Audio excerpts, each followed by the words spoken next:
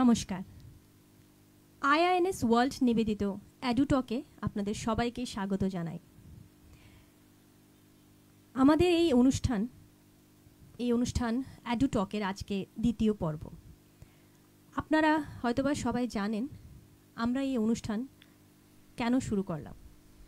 এই অনুষ্ঠানে আমরা শুনব আর দেখব কিছু সফল মানুষের জীবন কাহিনী, যারা জীবনে অনেক অনেক অনেক স্ট্রাগল করে আজকে একটি এস্টাবলিশড পজিশন গ্রহণ করেছেন।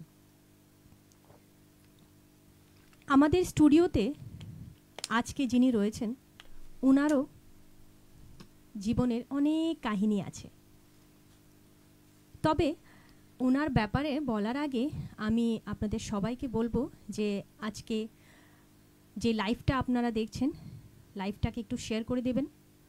আপনাদের কমেন্টস আমাদের জন্য খুব খুব ইম্পর্ট্যান্ট। আপনাদের কমেন্টস রাখবেন।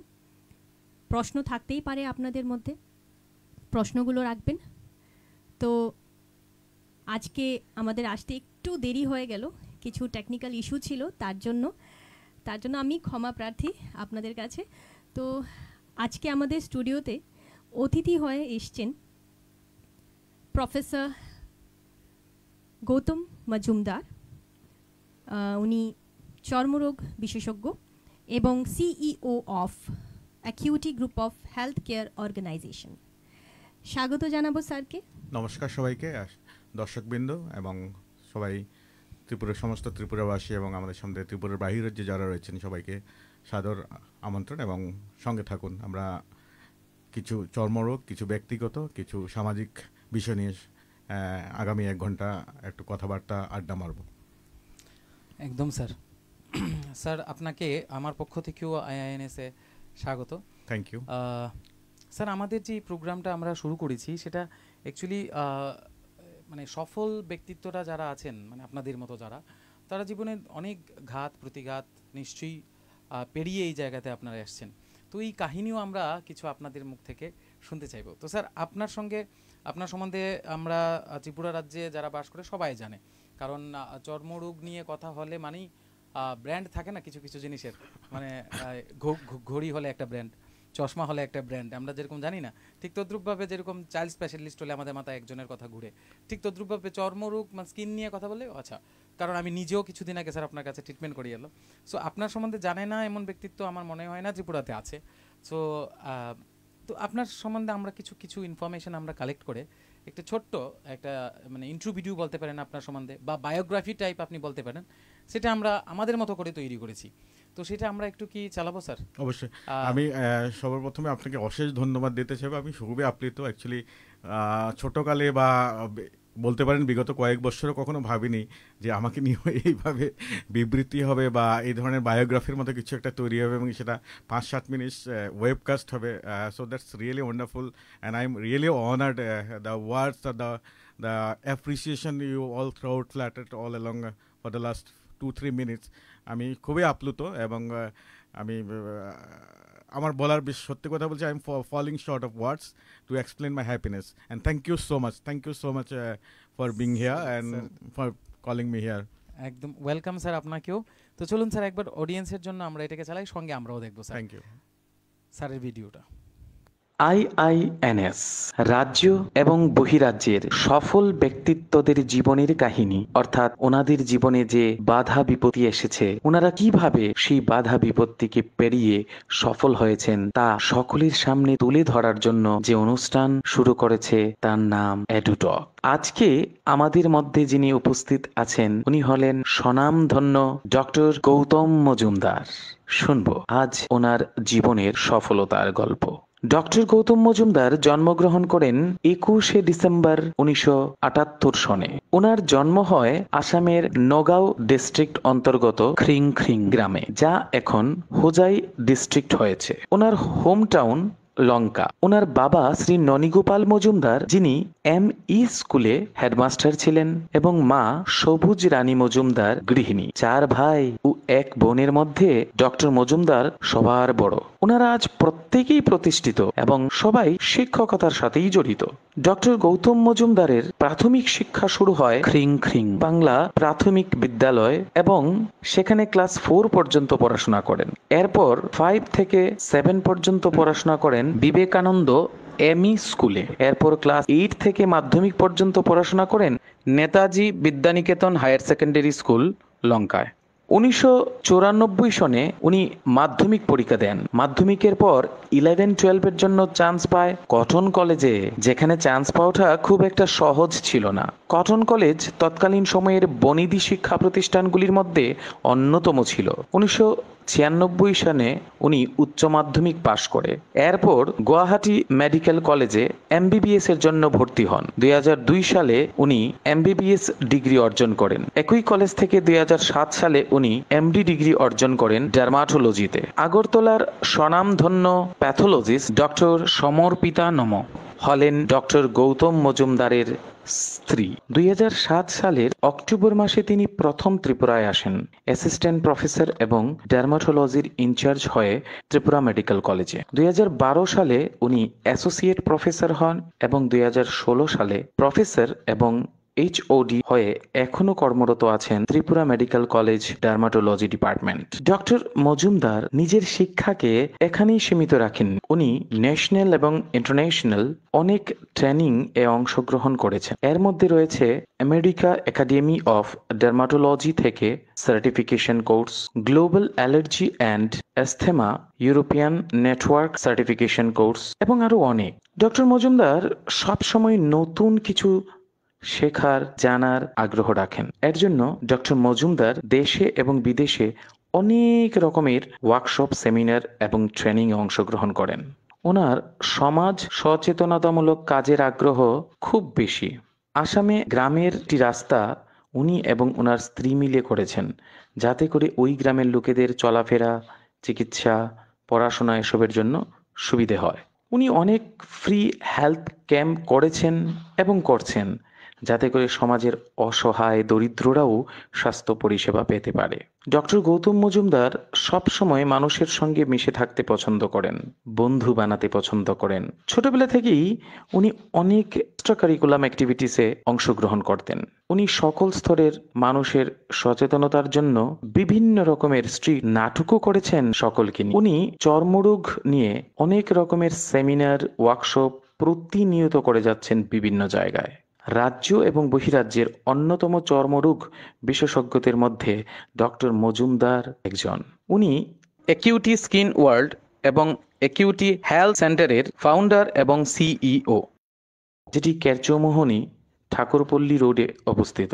ওনার শিক্ষা, অভিজ্ঞতা এবং ভালো মানসিকতার কারণে ত্রিপুরার অনেক মানুষ জটিল চর্মরোগের হাত থেকে বেরিয়ে এসছেন ডক্টর মজুমদারের হাত ধরে। উনি শিক্ষকতাকেই পছন্দ করেন সবচাইতে বেশি। ডক্টর মজুমদার ওনার ওয়ার্কশপে, সেমিনারে কিংবা ছাত্রছাত্রীদের সব সময় বলে থাকেন যে রোগীদের সব সময় সত্য কারণটা জানাতে হবে, যাতে করে রোগীরা তার রোগের সমস্ত কারণ জানতে পারে।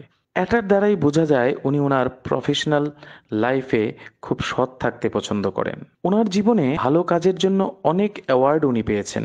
রিসিপিয়েন্টস of economic Times inspiring dermatologist India 2021, certificate of appreciation for invaluable service and contribution from IADVL, golden jubilee year 2022, IADVL Volunteer Appreciation, recognition by IADVL President 2022, felicitation by State Bank of India for the dedication and selfless service towards society during COVID pandemic. উনি অনেক অ্যাফিলিয়েশনও পেয়েছেন। 2003 এবং 2004 সালে অল্প কিছু মাসের জন্য দিল্লিতে গুরু তেগ বাহাদুর হসপিটাল এবং গোবিন্দ বল্লভ হসপিটালে জুনিয়র রেসিডেন্ট হিসেবে কর্মরত ছিলেন। আগরতলা চ্যাপ্টার অফ NEIADVL এর secretary, central council member NEIADVL। উনি একজন regular health commentator all India রেডিওতে, FM radio, TV print media এবং ইলেকট্রনিক্স। ডক্টর মজুমদারের জীবনে সবচেয়ে ইন্সপিরেশন ব্যক্তিত্ব হলেন ওনার বাবা। ওনার অনেস্টি, সিনসিয়ারিটি, ডেডিকেশন, সমাজের জন্য কিছু করার আগ্রহ, এই সব গুণগুলি উনি ওনার বাবার কাছ থেকেই পেয়েছেন। উনি ওনার 21 বছর প্রফেশনাল কেরিয়ারে উনি ওনার নিজ গ্রামের এবং পার্শ্ববর্তী গ্রামের রোগীদের কাছ থেকে চিকিৎসার জন্য কোনো টাকা নেননি। ডক্টর মজুমদার খুব ইমোশনাল একজন ব্যক্তিত্ব। উনি লোকেদের সাহায্য করতে ভালোবাসেন। উনি ওনার গ্রামের বাড়িতে প্রতি বছর free health camp, free medicine distribution এবং যারা ওই ক্যাম্পে অংশগ্রহণ করেন তাদের জন্য ফ্রি খাবারের ব্যবস্থা করে থাকেন। যখনই মানসিকভাবে একটু চাপে থাকেন তখন ড্রাইভিং করতে পছন্দ করেন। ওনার পছন্দের মধ্যে যেগুলো তা হলো ট্রাভেলিং, সিনেমা দেখা। হ্যাঁ, তবে উনি খুব ভোজন রসিক আর স্ট্রিট ফুড ওনার খুব পছন্দের খাবার। হ্যাঁ, উনি শপিং করতেও খুব ভালোবাসেন। বিভিন্ন রকমের জুতোর কালেকশন এবং ঘড়ির কালেকশন ওনার খুব পছন্দ। সমাজে ওনার অবদান বলে আমরা শেষ করতে পারবো না। আজকের নতুন প্রজন্ম ওনার কাছ থেকে আমরা অনেক কিছু শিখতে পারবো। সবচাইতে বেশি যেটা শেখার সেটা হলো প্রফেশনাল লাইফে সফল হলেই চলবে না, সমাজের প্রতিও দায়বদ্ধতা থাকতে হবে। IINS এর পক্ষ থেকে ওনার আগামী দিনের সমাজ সচেতনতামূলক কাজের জন্য রইল অগ্রিম অভিনন্দন। আমরা গর্বিত যে আজ আমাদের মধ্যে অতিথি হিসেবে টক অনুষ্ঠানে স্টুডিওতে উপস্থিত আছেন স্বনামধন্য ডক্টর গৌতম মজুমদার। তো স্যার, ভিডিওটা কেমন লাগলো? খুবই সুন্দর। আমি যেটা বলছিলাম, আই এম ফুললি এক্সটেটিক, উৎফুল্লিত, আনন্দিত। I am falling short of word, সত্যি বলছি। আমি নিজের সম্পর্কে কখনো এত জানি না আমি কতটুকু সফল বা কতটুকু কী করেছি। হ্যাঁ, আমি যাই করছি আজকের দিনে আমি নিজেকে আমি গ্র্যাটিফাইড, হ্যাপি মনে হচ্ছে। বাকি সাফল্যতা কতটুকু কী হচ্ছে সেটা আমি নিজে মাপপাত্রা বা সে ধরনের কোনো মাপকাঠি আমার কাছে নেই। চাই জীবনে কিছু করতে, লোককে সাহায্য করতে এবং আগে বেড়ে যেতে, বিকজ ম্যানকাইন্ড অর আমাদের human mankind progress, help each other and progress and grow. তো এটাই হচ্ছে আমার মোটো। আর আমার আরেকটা মোটো হচ্ছে জীবনে, if you can help somebody it's always gives you pleasure, and if you can't help at least you don't harm. So that's my motto of life and that's how I progress, I move on. আজকে আমাদের অডিয়েন্সের মধ্যে ম্যাক্সিমামই sir অনেকেই students আছেন। তো আপনার এই কথাগুলি, আপনি যেই ভ্যালুয়েবল কথাগুলি মানে বলবেন, আমার মনে হয় ইয়াং জেনারেশনকে অনেকটাই এগিয়ে নিয়ে যেতে সাহায্য করবে। স্যার, আপনি একটু আগে আর মানে যে কথাটা বললেন, আর স্টুডিওতে ঢুকতে ঢুকতে আমি শুনছিলাম আপনি এই কথাটা বলছিলেন যে আপনার জীবনে আপনি যাই করেছেন আপনি খুব স্যাটিসফাইড, কোনো ধরনের রিগ্রেট আপনার জীবনে নেই। তো এটা সবাই মানে আমি মনে করি জীবনে সবাই এই সেন্টেন্সটা বলতে পারে না। তো এটা মানে কেন আপনার ভেতরে এই যে এত পজিটিভিটির রিজনটা কি? অ্যাকচুয়ালি কী হয়, যখন আপনি ছোট থাকেন আমরা সবাই শুনতে থাকি ছেলে ডাক্তার হবে, মাস্টার হবে, ইঞ্জিনিয়ার হবে। সো সেটাতে সর্বপ্রথম যারা ইন্সপিরেশন, আমরা ইন্সপায়ার কার থেকে হই বা প্রভাবিত কার থেকে হই বা অনুপ্রিয়ত কার থেকে হই, আমাদের মা, বাবা, কাকু, যেটা যাদের আমরা সবসময় ঘনিষ্ঠভাবে পেই। ঠিক আছে, সে একটা জিনিস। আর দ্বিতীয়ত হচ্ছে অনেক সময় দেখা যায় কিছু কিছু পরিবারে অনেক কিছু চেপে দেয় বা চেপে দেওয়ার প্রবণতা থাকে। আমরা দেখি ওই বাড়ির ছেলেটা ওইরকম, ওই বাড়ির ছেলেটা এরকম।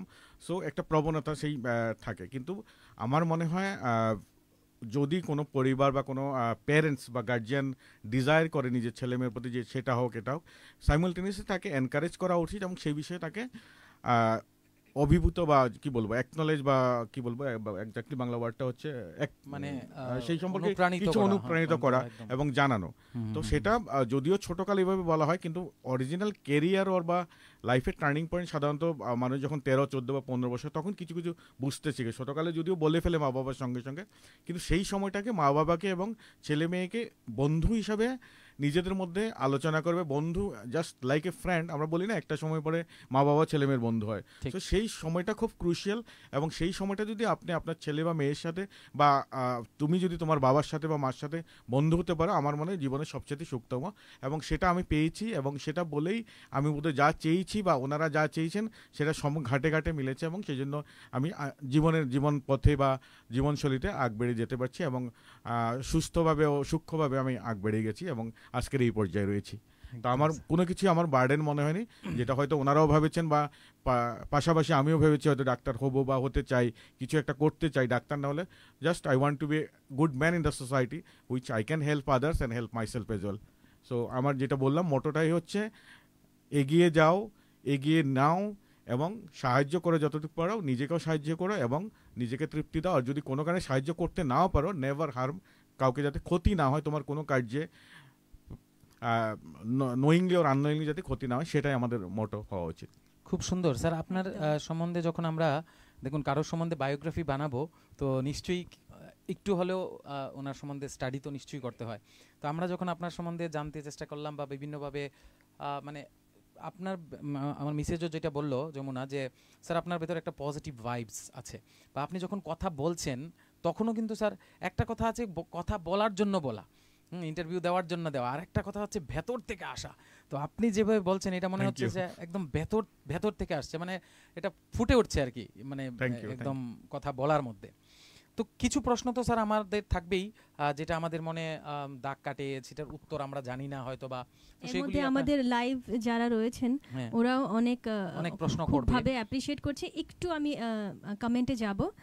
ইপসিতা ঘোষ ম্যাডাম লিখেছেন, Gautam da is a very good dermatologist as well as very good human being. Thank you, সঙ্গে থাকবেন madam. Thank you Ipsita for your loud appreciation, thank you so much. Deep Sarkar সঙ্গে আছি, অনামিকা কর, আরও অনেকজন কমেন্টস ড্রপ করেছেন। খুব ভালো লাগছে আপনাদের কমেন্টস, নিশ্চয়ই পড়বো। তো আগে আমরা কিছু আমাদের যে কথাগুলো আছে আমরা স্যারের সামনে রাখবো। আমরা দেখুন স্যার 45 মিনিটসের মতো লেট, অডিয়েন্স কিন্তু জানে 9টা থেকে শুরু হবে, তারপরেও কিন্তু স্যার অডিয়েন্স অনেকটা আমাদের সাপোর্ট করেছে, তার জন্য আমাদের তরফ থেকে হ্যাঁ একদম স্যার। তো এটা হয়তো বা গৌতম স্যারের মানে জালওয়া, যে স্যার আসবেন আমাদের দেখতেই হবে অনুষ্ঠান। তো যাই হোক স্যার, প্রথম মানে সেকেন্ড প্রশ্ন মেসেজের পরে আমার যেটা প্রশ্ন স্যার, আপনি আমি স্টুডেন্ট বেসড কোশ্চেন করি একটা দুটো, তারপরে আমরা নিশ্চয়ই আপনার ফিল্ড বেসড আমরা জানতে চেষ্টা করব। স্যার আপনি MBBS করেছেন, তারপর ডার্মাটোলজি করেছেন। সো এই যে আপনি স্কিন নিয়ে পড়াশোনা করাটা, সেইটা কি প্রিডিফাইন ছিল নাকি বা অ্যাক্সিডেন্টালি? এক নাম্বার, মানে এটার মধ্যেই। আরেকটা হচ্ছে স্যার আপনি অলরেডি বলেছেন মা বাবার সাপোর্ট পেয়েছেন, বা এখন সমাজে বাচ্চাদের উপর গার্জিয়ানরা মানে ডাক্তার এবং ইঞ্জিনিয়ার এটা হতেই হবে এরকম একটা প্রেশারাইজ থাকে, যেরকম আগে আমাদের সময় ছিল TBJE, আপনাদের সময় হয়তো বা স্যার আপনাদের আসামের যেটা লোকাল এক্সাম হতো, এখন কিন্তু মেডিকেলের জন্য একটা ওভারঅল একটা এক্সাম হয়ে গেছে নিট, অল থ্রু জার্নালিস্ট। হ্যাঁ, তো আবার যে আমাদের সময় ছিল AIEEE, এখন হয়ে গেছে এটা JEE means and JEE advance. তো স্টুডেন্টের সায়েন্স নিতে হবে এবং তাকে JEE অথবা নিট ক্লিয়ার করতেই হবে, এটা যেন একটা বার্ডেন হয়ে গেছে। আমি অ্যাজ এ টিচার আমি যেটা ফিল করি, আর সেটার জন্য স্টুডেন্টরা বোর্ডের দিকে মানে পড়াশোনার দিকে ধ্যান না দিয়ে আগে আমি নিট পাবো কিনা এটার জন্য ফ্রাস্ট্রেশন আগে থেকেই চলে যায়। তো সেটা কি আপনার লাইফে হয়েছিল? সেরকম প্রেশারাইজড করে কি আপনি হয়েছেন, বা স্কিনকেই কেন চুজ করলেন? দুটো কোশ্চেন একসঙ্গে করলাম স্যার। না, আমি অনেস্টলি বলবো ডাক্তার হয়েছি নিজের ইচ্ছে, কিন্তু অ্যাজ ফার এজ আমার স্পেশালিটি কনসার্ন, আমি কিন্তু this is by accident, I am a dermatologist by accident. আর সাধারণত কী হয় আমি বলছিলাম না, জীবনে সব কিছু পাওয়া যায় না, কিন্তু যেটাকে পায় আঁকড়ে ধরে আগ বেড়ে যেতে হয়, সেটাই আমাদের মোটো হওয়া উচিত। এবং সেই স্কিনের ডক্টর বা যে ধরলাম আমি মেডিসিনের ডাক্তার হবো বা ধরলাম সার্জন হবো, সেটা আমি কোনো কারণে পেলাম না। So I can't sit back and try. হ্যাঁ, যদি কারো স্ট্রং ডিজায়ার থাকে দে ক্যান ট্রাই 1 or 2, একবার বা দুবার করতে পারে, কিন্তু সেটা জরুরি নয় সেটাই কি জীবনে সব কিছু। তো আমি আমার সত্যি কথা বলি, আমার যেটা আমার সাধারণ বেশিরভাগ লোকেরই থাকে ধারণা থাকে, ইভেন আমরা MBBS বা আমরা যেটা অ্যাকচুয়ালি আমাদের ভাবনাটা কীভাবে তৈরি হয় আমাদের পারিপার্শ্বিক, the background, the society we grow up, so সেটার ইনফ্লুয়েন্স থাকে আপ টু সার্টেন এইজ। তো সেটাই আমাদের মানে বেসটা তৈরি করে। সো সেইভাবে আমার ধারণা ছিল, বা আগেও ছোটোকালে ভাবতাম আমি ডাক্তার হলে তো মেডিসিনের ডাক্তারই হব, কিন্তু somehow I missed win very fraction number of marks in entrance. So finally আমার ভাগে আরও কয়েকটা সাবজেক্ট ছিল, পরে ভাবলাম না dermatology good subject in a sense, এটা একটা ইভলভিং সাবজেক্ট। যতগুলো সাবজেক্ট ছিল আজকের দিনে it is one of the most evolving subject, and I grab the subject and I am loving this subject. Initially একটু আমার মানতে কষ্ট হয়েছিল, যেটা আমি বলছিলাম, বাট যেটা আবারও বলবো যে তোমার family support, friends, family, friends are the very important in your life, and they are the neat and clean, and they will be all along whole life. জন্ম থেকে মৃত্যু অবধি তারাই সাপোর্ট, এবং সেটা আমার ছিল। এবং আমি চাই প্রত্যেক স্টুডেন্টের, প্রত্যেক গার্জিয়ান যাতে তার ছেলে মেয়ের সঙ্গে প্রতি মুহূর্ত থাকে, সেটা একটা জিনিসকে আঁকড়ে ধরে যাতে না থাকে যে ডাক্তার হতেই হবে, এটাকে আরও বেশি প্রেশারাইজ করে এবং ফেলারের দিকে আরও বেশি এগিয়ে নেয়, ফ্রাস্ট্রেশন, ডিপ্রেশন, ফেলার, ফাইনালি সেটাকে অন্যভাবে নিতেও পারে। এবং পিয়ার প্রেশার, যেটা আমরা আমি বলবো যে স্টুডেন্ট থেকে আমাদের গার্জিয়ানরা পিয়ার প্রেশার আমার মনে বেশি ভোগে, যে আমার কলিগের ছেলেটা ওটা হয়েছে, আমার ওই কলিগের ছেলেটা ওইটা হয়েছে, তোকেও সেটা হতেই হবে। So I feel our guardians should be more educated than our students. Students, okay, fine, they are the moldable mind, but if আমাদের যদি গার্জিয়ানরা শক্ত থাকে, দৃঢ় থাকে এবং সংকল্পিত থাকে এবং সহজভাবে ছেলেদের মতো বন্ধুর মতো ব্যবহার করে বা স্বাভাবিকভাবে মানে আমাদের ফ্রেন্ডলি অ্যাটমসফিয়ারে যদি আলোচনা করতে পারে, ডেফিনেটলি ছাত্রছাত্রীর ভবিষ্যৎ উজ্জ্বল বলে আমি মনে করি। আমাদের লাইভে অনেক অডিয়েন্সরা রয়েছেন, তো আপনাদের মনের প্রশ্ন আমার কাছে রয়েছে, আমি স্যারকে নিশ্চয়ই করব। তো একটু যদি ওই প্রশ্নগুলোর দিকে যদি এগিয়ে যাই, তাহলে প্রথম যে প্রশ্নটা আমি এটা জিজ্ঞেস করতে চাই যে এখনকার যুগে সবাই খুব টেকনোলজি নিয়ে খুব জানাজানি সবার মধ্যে একটা আছে, কিছুটা নলেজ আছে। আচ্ছা, গুগল বলুন বা এখন সোশ্যাল মিডিয়া বলুন, সব জায়গায় সবাই অ্যাক্টিভ। এর মধ্যে গুগলটা এমন একটা প্ল্যাটফর্ম যেখানে ঢোকে কোনো ধরনের, যদি আমি ট্রিটমেন্টের ব্যাপারে কথা বলি, তো ট্রিটমেন্টটা নিতে চায় গুগল করে। তো আমি এটা জিজ্ঞেস করতে চাই যে আপনি কি মনে করেন যে গুগল কি ঠিকভাবে কি সেই উত্তরটা কি দিতে পারে একটা ইস্যু বা কোনো একটা রোগকে নিয়ে? গুগল ডক্টরের সবচেয়ে বড় ভিকটিম হচ্ছে মানে চর্মরোগীরা আমার মতে। কারণ আজকের যে যেটা হচ্ছে মানে সোশ্যাল মিডিয়া, যেটা ম্যাক্সিমাম ইনফ্লুয়েন্স হচ্ছে টিনেজরা সবচেয়ে বেশি প্রভাবিত হচ্ছে, আর সেটার প্রভাবে পড়ে এবং খুব ইজিলি অ্যাক্সেসেবল। প্রত্যেক বাড়িতে 2-3টে স্মার্টফোন আছে, আর এখন অ্যাকচুয়ালি মোবাইলটা জীবনের অপরিহার্য অঙ্গ হয়ে পড়ছে, শুধু এন্টারটেনমেন্টের জন্য। Education, information, learning, it is the vital organ. যেটা আগে ছিল বই, সেটাকে আমি বলবো না বই রিপ্লেস করে দিচ্ছে, অনেকটা রিপ্লেস হয়ে গেছে। তার জন্য কি হচ্ছে, ইজিলি অ্যাক্সেসেবল, খুব সহজে।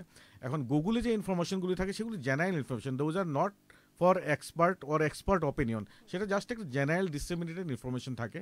কিন্তু সেটাকে বেস করে কোনো ট্রিটমেন্ট নেওয়া বা সেলফ মেডিকেশন করা সত্যিকারে হানিকারক, এবং সেটা খুবই মানে দুর্ভাগ্যজনক। অ্যান্ড এটা ডিজাস্টার নিয়ে আসছে আজকের দিনে অনেক ধরনের, সেটা সেই পর্যায়ে আরও আসছি। আর এছাড়াও গুগল ডক্টর বা যেগুলো বেসিক্যালি মিসলিডিং থাকে বেশিরভাগ, কারণ ওইখানে তো পুরোপুরি সাইন্টিফিক ইনফরমেশন থাকে না, জেনারেলাইজ ইনফরমেশন থাকে। আর তার সবচেয়ে বড় শিকার চর্মরোগী আমি কেন বলছি, যেমন পিয়ার প্রেশারে বলুন বা social media, we have to look good, যেটা বললাম, every teenage is in different types of media. সেটা ইনস্টাগ্রাম হ্যান্ডেল হোক, ফেসবুক হোক, ডিফারেন্ট ডেটিং মিডিয়ায় হোক, যাই হোক। সুতরাং একটা পিয়ার প্রেশার থাকে। আর আমাদের সোসাইটি একটা জিনিস রয়েছে, আমাদেরকে ফর্সা দেখতে হবে, সাদা আমাদের মিনিয়া। Fairness is the most unfair thing in our society, যেটা আমি বলছি।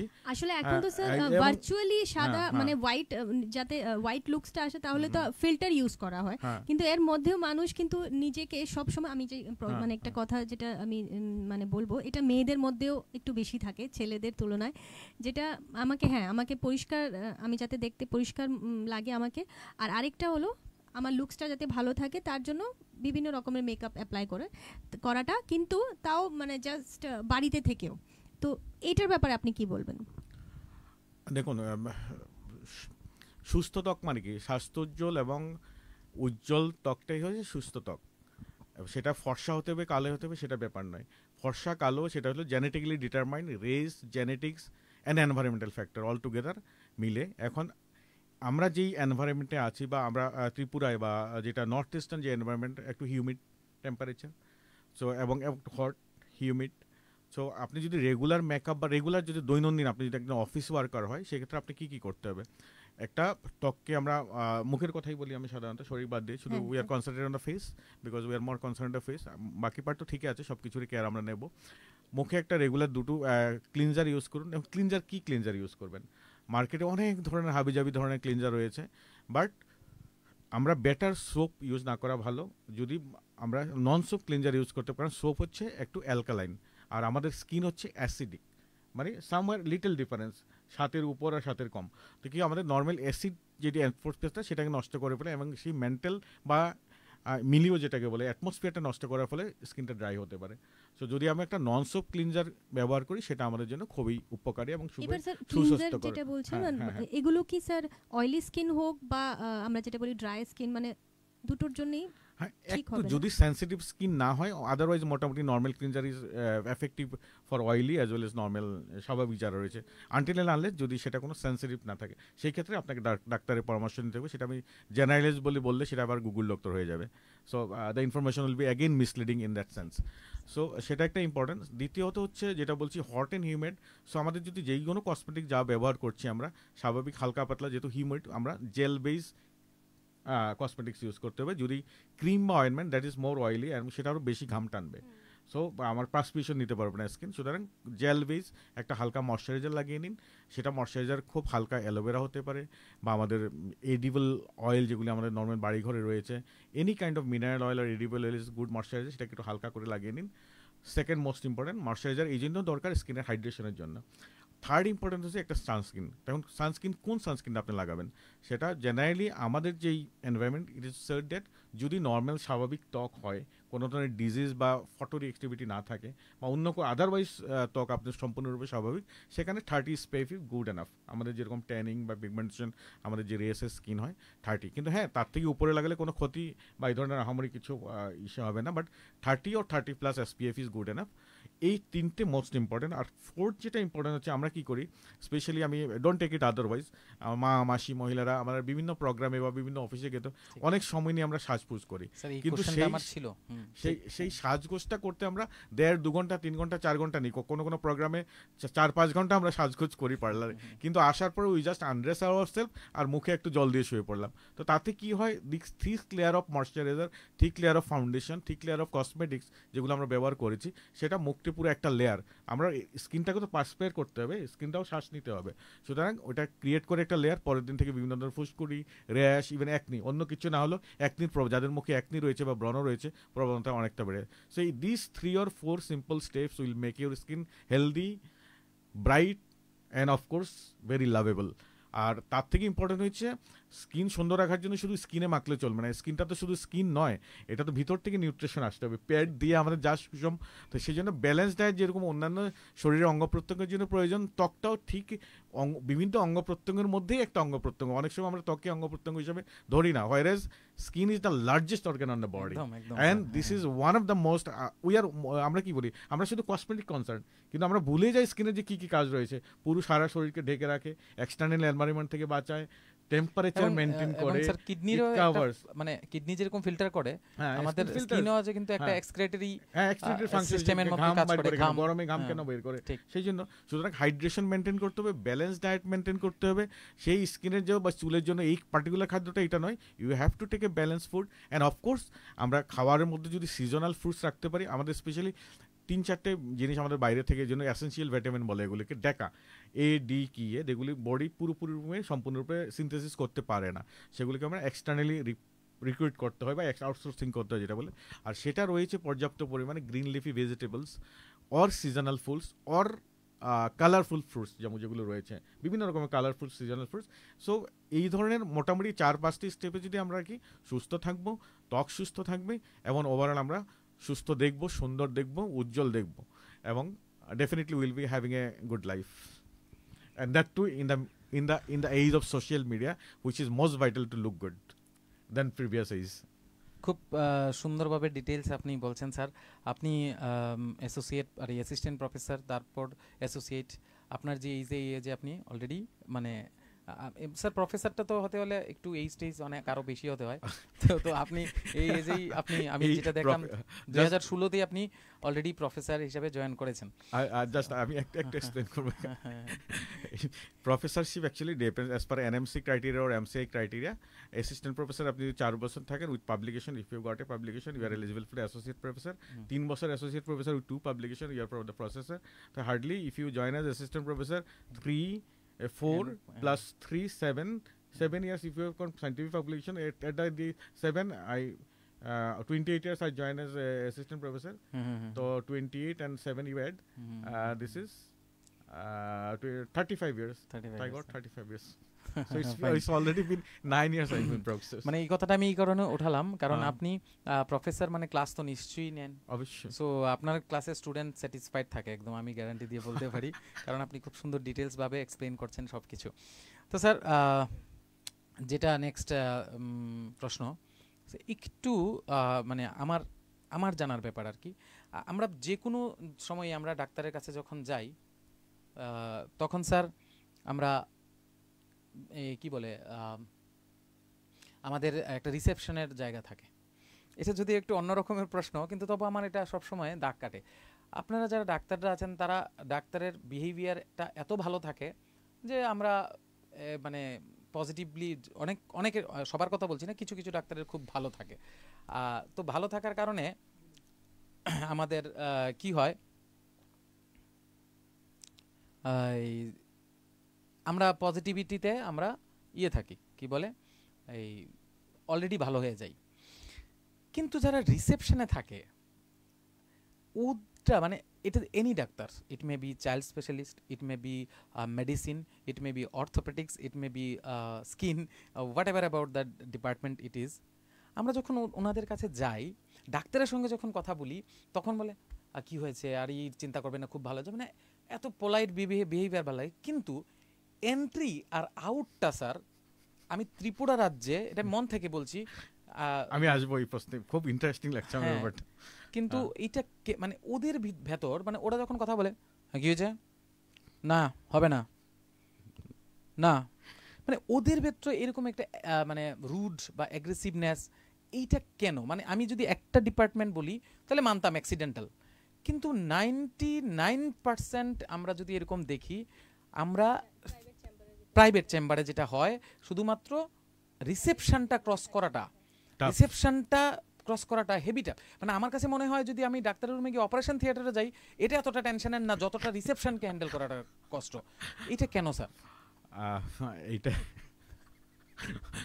আচ্ছা আমি আসছি। অ্যাকচুয়ালি এই জিনিসগুলি রিসেপশন, সম্বোধন আর hospitality basically depends on many factors.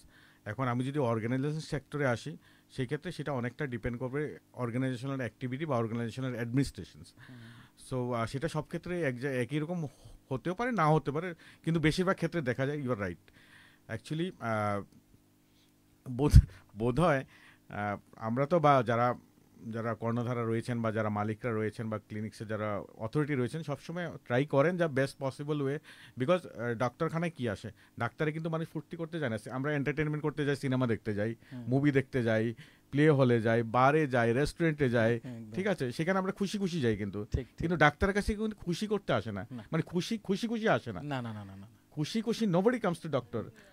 আমি আমার ওয়ে বলছি, আমি অলওয়েজ আমার রিসেপশন বা আমার যারা অ্যাসোসিয়েট রয়েছে I always try my best, আমি প্লিজেন্ট রাখতে চেষ্টা করি, কিন্তু somehow you are correct in your point, আমি একদম 100% বলছি, অনেস্টলি কনফেস করছি এই কথাটা।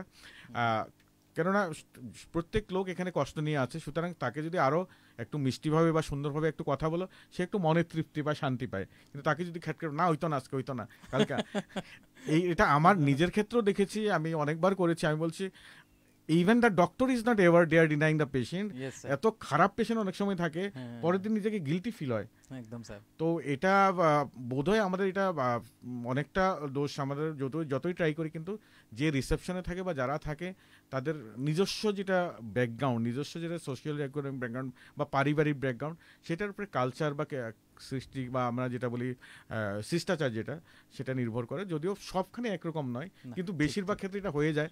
এখন বোধ হয় ওই অনেকগুলো পেশেন্ট ডিল করতে করতে ওরা বলে তিক্ত হয়ে যায় আর কি, সেটা একটা হতে পারে। But my message always to my যাকে আমি চিনি বা যাদের সাথে আলোচনা করি, যে মানুষ ডাক্তারখানায় কিন্তু ডাক্তারের কাছে ফুর্তিতে কেউ আসে না, nobody comes for like cinema বা মুভিতে যেরকম আসে, তারা already in pain, so don't give more pain. So this আমার message to my reception is that, but still হয়তো আমি সাকসেস হই না, আমি আপনাকেই মানে ইউ আর রাইট। না এটা আমার মানে সত্যি আমি এটা মানে বিভিন্ন কারণে, আমরা তো স্যার ডাক্তারদেরকে আমরা ভগবান বলে সবাই বলে, এবং সেটা মানে আক্ষরিক অর্থে কতটা জানি না, কিন্তু বাস্তবে কিন্তু এটা আমরা ফেস করি স্যার। আজকে কেউ একজন হার্ট অ্যাটাক করলো, সঙ্গে সঙ্গে যদি তাকে হসপিটালাইজ না করা হয়, ডাক্তারের পরিষেবা যদি না পায় তাহলে মারা যায়, তার ডাক্তারের জায়গাটা তো একদম ঠিক আছে, কিন্তু আমরা ম্যাক্সিমাম জায়গাতে গিয়ে দেখি এটা সমস্যাটা আমি পাই, আর যখনই পাই স্যার আমি 1 সেকেন্ডও দেরি করি না, আমি অথরিটিকে ইনফর্ম করি যে এইটা কেন। আমি তো মানে খুব দুঃখ নিয়ে এসেছি, আমি এখানে এনজয় করতে তো আসিনি। সেটা আমি যেটা বলছিলাম এক্স্যাক্টলি। তো এইটার মধ্যে এরকম কেন? যাই হোক স্যার, এটা আমি জানি না কেন হয়। স্যার যেটা বলছিলেন আপনি একটু আগে, আমাদের ত্বকের সেভাবে আমাদের আমরা যেটা বলি চর্চা করতে হলে ফ্রুটস খাওয়া, ভেজিটেবলস বা যাগুলো আছে, তার সাথে যেমন এখন ইয়াংস্টার্সদের মধ্যে মানে একটা মানে আমরা বলতে পারি যে একটা জিনিস ভেতরে ওদের কাজ করছে, ওদের মনের মধ্যে, এটা হলো সাপ্লিমেন্টস, আর্টিফিশিয়াল সাপ্লিমেন্টস নেওয়াটা। এটা কতটা ফ্রুটফুল হতে পারে বা রেজাল্ট সেরকম কি দিতে পারে? আপনি যে সাপ্লিমেন্টসের মানে যে ভিটামিনসের কথা বলছেন, ওগুলো কি ডিরেক্ট আমরা নেচার থেকে না নিয়ে সেভাবে কি সাপ্লিমেন্ট হিসাবে কি নিতে পারবো, আর ওইটা কি সেরকম রেজাল্ট দেবে? দেখুন, কোনো কিছুই অতিরিক্ত ভালো নয়। আর আমরা যেটা নিউট্রিশন, আমরা যে দৈনন্দিন আমাদের যে আমরা তো সবাই বাঙালি, আমরা যে পরিমাণ বা যে ধরনের খাবার আমরা খাই, it is quite balance. Even মধ্যবিত্ত নিম্নবিত্ত লোকেরা, আমরা বাঙালিদের একটা অভ্যাস রয়েছে, মাছ প্রত্যেক বাড়িতে থাকে, 1-2 রকমের মাছ থাকে। আর আমি মনে করি তার সাথে যে আমরা মাছ, ডাল, আহার যা করছি যথেষ্ট আমাদের শারীরিক বিল্ড আপের জন্য যা রয়েছে। কিন্তু এই যে সব যেটা আমরা এখন যেটা হচ্ছে because of influence, social influence বা মার্কেটিং গিমিংয়ে বলুন, বা এই যে ইনফ্লুয়েন্সার গিমিং বা ইনফ্লুয়েন্স যেটা বলুন, বিভিন্ন ধরনের সোশ্যাল মিডিয়া, আমার মনে হয় না এই জিনিসগুলি খুব একটা স্বাস্থ্যকর জিনিস। কারণ আমরা প্রচুর পেশেন্ট এরকম পাচ্ছি, প্রচুর রোগী এরকম পাচ্ছি। আমি আমার কথা বলছি, I don't know about other departments. যেটা ওয়ে প্রোটিনের জন্য প্রচুর একনি পেশেন্ট হচ্ছে, প্রচুর ধরনের বিভিন্ন পিগমেন্টেশন নিয়ে আসছে, অ্যালার্জি, ওয়ে প্রোটিন যেটা কী করে বডি বিল্ডার্সরা ইউজ করে, বা অনেকে স্টেরয়েড নিচ্ছে, প্রচুর পরিমাণ ম্যানাবলিক স্টেরয়েডস, টেস্টোস্টেরন নিচ্ছে, সেগুলোর জন্য ব্রণ হয়ে আসছে, এটিপিক্যাল ব্রণ হয়ে আসছে, গ্যাস্ট্রাইটিস হয়ে আসছে, পিগমেন্টেশন হয়ে আসছে। আমার মনে হয় না এই ধরনের বিভিন্ন ধরনের সাপ্লিমেন্টেশন ইজ গুড এনাফ আমাদের ফর হেলথ। হ্যাঁ, যদি কোনো ধরনের নিউট্রিশনাল ডেফিসিয়েন্সি আমরা ডাক্তাররা দেখবো, অ্যাকর্ডিংলি উই ক্যান জাজ। কিন্তু এই যে বাজারে প্রচলিত বা সোশ্যাল মিডিয়া মার্কেটিং আর সোশ্যাল মিডিয়া কমার্শিয়ালাইজেশন আর ডিফারেন্ট টাইপ অফ ইনফ্লুয়েন্সেস, আমার মনে হয় না এটা আমাদের জন্য খুব একটা ভালো সন্দেশ বা খুব একটা ভালো দিক। এটা যেভাবে বলছিলাম গুগল ডক্টর, সিমিলারলি এটাও।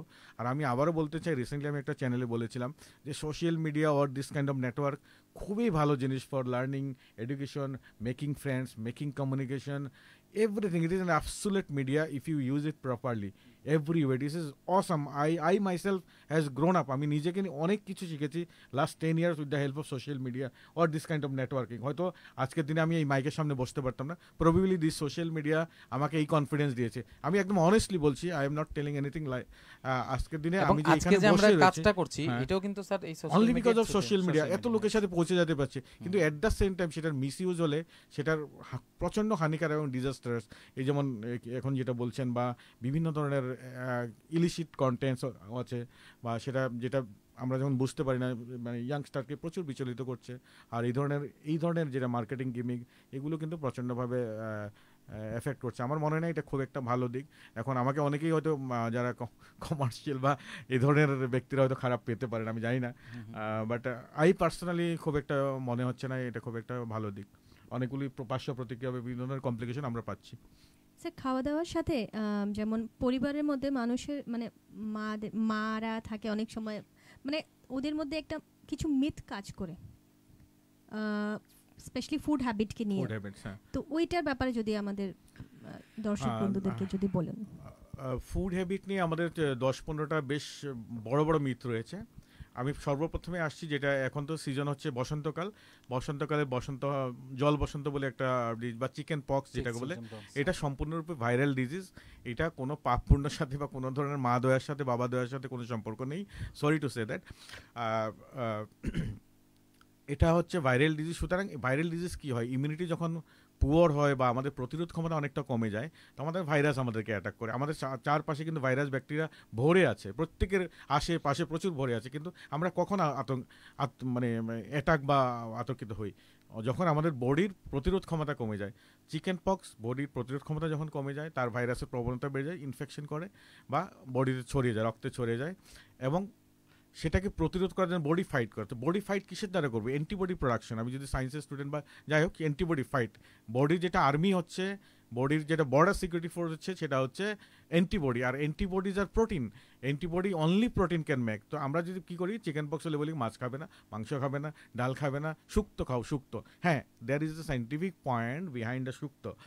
সাইন্টিফিক পয়েন্টটা হচ্ছে আপনি অ্যাকচুয়ালি স্পাইসি, বেসিক্যালি মেসেজটা ছিল যে স্পাইসি ফুড খাবেন না। স্পাইসি হলে কি ভাইরাসটা আমাদের নাক কান গলা দিয়ে ঢুকে পেটেও যায়, সেখান থেকে গ্ল্যান্ড দিয়ে রক্তে সঞ্চালিত হয়, ট্রান্সফিউজ হয় এবং তার কিছু পরিমাণ পেটেও যায়। সুতরাং আপনার গ্যাস্ট্রিক আপসেট করতে পারে, সেই ক্ষেত্রে you should avoid spicy food, but not the protein, not the egg meat fish. আমি বলবো যে আরও বেশি পরিমাণে খেতে হয় এবং excess amount of fruits and fluids, যাতে হাইড্রেশন মেনটেন হয়। সো এটা একটা ইম্পর্টেন্ট জিনিস, এটা মিথ। আরেকটা মিথ রয়েছে চিকেন পক্স নিয়ে। চিকেন পক্স হলে ঝাড়া ফুকা, নিম পাতা, কচু পাতা, লাউ পাতা, শুয়ো পাতা ইত্যাদি ইত্যাদি খেতে হয়। এগুলোতে কিছু হয় না, রাদার এটা সেকেন্ডারি ইনফেকশন বাড়বে। চিকেন পক্স হওয়া মানে ইমিডিয়েটলি আপনি ডাক্তারের কাছে আসুন, সেটা ডার্মাটোলজিস্ট হতে হবে এমন কোনো কথা নেই, যে কোনো ফিজিশিয়ান, এমবিবিএস কোয়ালিফাইড ফিজিশিয়ান লিখতে পারে। অ্যাসাইক্লোভির বলে একটা মেডিসিন রয়েছে, এটা generic name, it is not a brand. আর এটাতে আপনার কি হবে, আপনার ইনফেকশন, যত ইনফেকশন ভাইরাল রয়েছে, আমরা রিসেন্টলি কোভিড পেরিয়ে এসেছি, বেশি দিন হয়নি। কোভিড যেভাবে প্রবণতা রয়েছে, কোভিডের ইনফেক্টিভিটি রেট বা অন্যকে ইনফেকশন করার প্রবণতা, এটার খুবই high. Chicken pox is highly infective. আপনি দেখবেন এক পরিবারে একজনের হলে প্রত্যেকের হচ্ছে, যদি তার আগে কখনো হয়নি। সুতরাং অ্যান্টিভাইরালটা বা ডাক্তারের অ্যাটেনশন আসলে সেটা অলমোস্ট নীল হয়ে যায় within days, within single dose. Second হচ্ছে যে চিকেন পক্স স্কার আপনারা দেখেছেন সবাই, যে কোনো লোককে যদি দেখতে পারেন আপনি আইডেন্টিফাই করতে পারেন যে ভদ্রলোকের চিকেন পক্স হয়েছে। বসন্ত হয়েছিল কি, সেটা 10 বছর আগে হোক, 20 বছর আগে হোক, because this is very typical umbilicated. সো যদি আপনি ওষুধটা খান, এটা হিলিংটা ফাস্টার হবে, প্রমোটার হবে, সেকেন্ডারি ইনফেকশন হবে না, স্কারিফিকেশন হবে না, বাড়ির অন্যান্য যেভাবে বলছি হবে না। So all things will cut down. So this is the best benefit of treatment. সুতরাং চিকেন পক্স হতে ইমিডিয়েটলি ডক্টর অ্যাটেনশনে আসুন এবং you can cut down all complication. আর যেটা লং টার্ম যেটা বলছি, পিগমেন্টেশন অফ স্কার, যেটা টিপিক্যাল স্কার। সো এই দুটো খুব ইম্পর্টেন্ট। আর ফুডের সম্পর্কে যেটা বলছি, কোনো ধরনের ফুড বারণ করবেন না, ইনফ্যাক্ট প্রোটিন জাতীয় ফুড বেশি খাওয়াবেন, শুধু স্পাইসটা অ্যাভয়েড করবেন, অ্যান্ড প্ল্যান্টি অফ নিউট্রিশন, আর বাকিটা সিমটোমেটিক। স্যার এখন যেটা জানার, আমার কোশ্চেনগুলি একটু অন্যরকমই হবে। এটা হচ্ছে স্যার, মানে স্টুডেন্টরা, মানে ইয়াং জেনারেশন, এখন সবচেয়ে আমি যেটা দেখছি, যেটা হচ্ছে তাদের ভিতর টলারেন্স পাওয়ার একদম নেই, মানে ধৈর্য শক্তি কম। তো এবার আপনাদের তো প্রতিনিয়ত অনেক পেশেন্ট দেখতে হয়, কোনো পেশেন্ট এসে নিশ্চয়ই বলে এই ওষুধ আমার তো স্যার রোগটা কমেনি, বা কখনো অ্যাগ্রেসিভ হয়ে যায় পেশেন্ট। তো ওই ধরনের পেশেন্টদেরকে স্যার আপনি কি কখনো ফেস করেছেন, খুব অ্যাগ্রেসিভ এরকম একটা পেশেন্ট যাকে হ্যান্ডেল করাটা খুব কষ্ট? তখন আপনি ইমোশনকে বা আপনার সেই মানে মেন্টাল স্টেটটাকে কেমনে ঠিক রাখেন, কিভাবে ঠিক রাখেন, যাতে করে এখন স্টুডেন্টরা একবার নিট না পেলে, আমি যেটা মানে রিলেট করছি আর কি এটার সঙ্গে, মানে আপনারা কিভাবে একটা স্টাফ প্রেশারকেও সহ্য করে নেন? কারণ ডাক্তারের জীবনে আমি স্টুডেন্ট পড়াই, আমি আমাদের লাইফটা যদি বলি, স্টুডেন্টদের নিয়ে পড়ালাম, ভালো পড়ালে একটা ক্ল্যাপস পাই, তারপরে ঘরে এলাম। এবার স্টুডেন্টদের নিয়েও কোথায় গেলে পিকনিকে, স্টুডেন্টদের কোথাও সায়েন্স সিটিতে, তো ঘোরার এনজয়মেন্টটাই কিন্তু আমাদের এখানে। কিন্তু ডাক্তারদের লাইফে কিন্তু স্যার সবসময় একটা প্রেশার, যে আর আমাদের সামনে যেটা আসে, সবাই সুস্থ সবল বসে আছে, যদি অসুস্থ থাকে সে পড়তেই আসে না।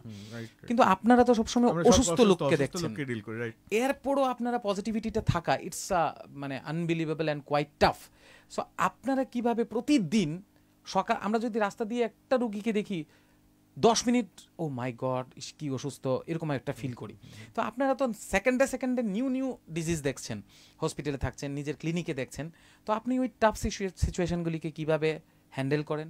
প্লাস এগ্রেসিভ কোনো পেশেন্ট যদি থাকে, তাকেই বা কীভাবে হ্যান্ডেল করেন? এইটা জানার কারণটা হচ্ছে এইটা, যে ইয়াং জেনারেশন সিম্পল কেউ একটা কিছু বললেই সেটাকে হ্যান্ডেল করতে পারে না, বা হালকা একটু বাড়িতে জ্বর উঠলো বা কেউ একজন অসুস্থ, তারা সব কিছু ছেড়ে দিয়ে বসে থাকে। আপনারা তো নিশ্চয়ই এগুলি করেন না। আমার মনে হয় ডাক্তারের লাইফটা একটা টাফ লাইফ। হ্যাঁ, এনজয় আপনারা করেন কিনা আমি জানি না, আমার তো মনে হয় আমি রাত্রেবেলা গিয়ে ভাববই, মা আজকে যদি একটা পেশেন্ট দেখি, সারা রাত্র এটা নিয়ে ভাবি, মাই গড কী হতে। আপনারা তো প্রতিনিয়ত দেখছেন, তো সেবার কীভাবে হ্যান্ডেল করেন স্যার? রোগী দেখাটা তো বা রোগ সম্পর্কে আমরা এটা তো এখন প্রায় আমাদের অলমোস্ট, আমি প্রায় ইনক্লুডিং মাই স্টুডেন্টশিপ নিয়ে যদি আমি পেশেন্ট দেখছি বলছি, সেক্ষেত্রে প্রায় 21 ইয়ার্স হয়ে গেছে। Yes, 21 years or maybe little more, আর একটু বেশি হবে, হয়তো 23 বছরের মতো হয়ে যাবে এমবিবিএস ধরলে। তো সেটা আমাদের মোটামুটি যেই ফিল্ডে থাকে সেটা অনেকটা অভ্যস্ত হয়ে যায়। আর যেটা আমি প্রথমেই বলছিলাম যে আমরা যে জিনিসটা সহিষ্ণুতা আমাদের সবচেয়ে বড় অলংকার হতে হবে, কারণ আমরা ডিলেই করছি ইরিটেটিং লোকের সাথে। Irritation in a point, irritation হচ্ছে বা যেটা ডিসকমফোর্ট হচ্ছে এজ এ পেশেন্ট, সুতরাং তার ইরিটেশন ডিসকমফোর্ট থাকাটা স্বাভাবিক। সেটাকে আমার টলারেন্স করা এবং সেটাকে বিয়ার করা আমার প্রথম লক্ষণ, প্রথম সম্পদ হতে হবে, বা প্রথম অঙ্গ বা অস্ত্র বলতে পারেন সেটা হতে হবে, বা অলঙ্কারও বলতে পারেন। যদি সেটা না হয় সেটা আমি সফল ডক্টর কখনো হতে পারবো না, বিকজ আমি যেই জাস্ট রাস্তাটা চুজ করে নিয়েছি, যেই রাস্তাটা আমি বেছে নিয়েছি, সেটাতে আমার সেটা ফার্স্ট ক্রাইটেরিয়া হতে হবে। সো আই ফিল আমার মনে হয় প্রত্যেক ডক্টরই সেটা একুয়ার করে নেয় by course of time eventually. আর সেকেন্ড যেই পয়েন্টটা আপনি বলছেন যে aggressive patient how do you deal. So যখনই কেউ অ্যাগ্রেশনে আসে, ডেফিনেটলি তার কোনো গ্রিভেন্স আছে, সেটা নোয়িংলি অর আননোয়িংলি বা মিসআন্ডারস্ট্যান্ড ওয়ে, তাই তো? তো প্রথম তাকে বলতে দিন, you be cool and calm. বোবার শত্রু না একটা কথা আছে। So at that moment you be dumb, no issue, you will make him understand, you understand what is the problem. আপনি তো বুঝতে পারছেন না পরে কী হবে। সো লেট হিম স্প্রেড, उसका গ্রাজ পুরা বলতে দিন, let him, you just come down. But after certain point, doctors are very good psychologists, actually most of the doctors, কারণ they read human me every day. আমি যদি আমার কথা বলেন হসপিটাল ক্লিনিক্সে মিলে প্রায় অ্যাপ্রক্সিমেট 100 মানুষ নতুন দেখি, 100 মানুষ প্রায় নতুন পুরানো মিলিয়ে 100%। আমরা দরজায় দেখলে বুঝতে পারি এই লোকটা কোন ডিজিজ বা কোন মত, মানে don't take it otherwise please. আমি কোনো নেগেটিভ ভাবে নেবেন না, সেটা আমি একটা অ্যাপ্রোচ যেটা আমি মানুষ রিড করার কথা বলছি। হ্যাঁ, সো অনেকটা বুঝতে পারি যে এই লোকটা এই বিষয়ে বলবে, বা এই লোকটা অ্যাগ্রেসিভ হবে, এই লোকটার অ্যাটিটিউডের হবে। So I have to approach him accordingly.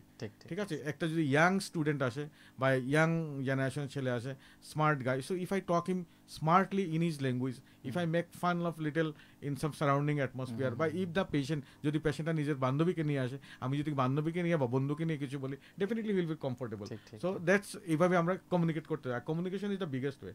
So ওই যে অ্যাগ্রেশনটা যেটা বলছেন, একটা সময় পরে উনি থেমে যাবে, কতক্ষণ বলবে, সেও তো টায়ার্ড হবে। So listen. আর আরেকটা কথা আছে, patience is the sign of civilisation or symbol of civilization. So to be civilized, we or to make understand things negotiable, আমরা একটা অ্যাটমসফিয়ার তৈরি করতে হবে।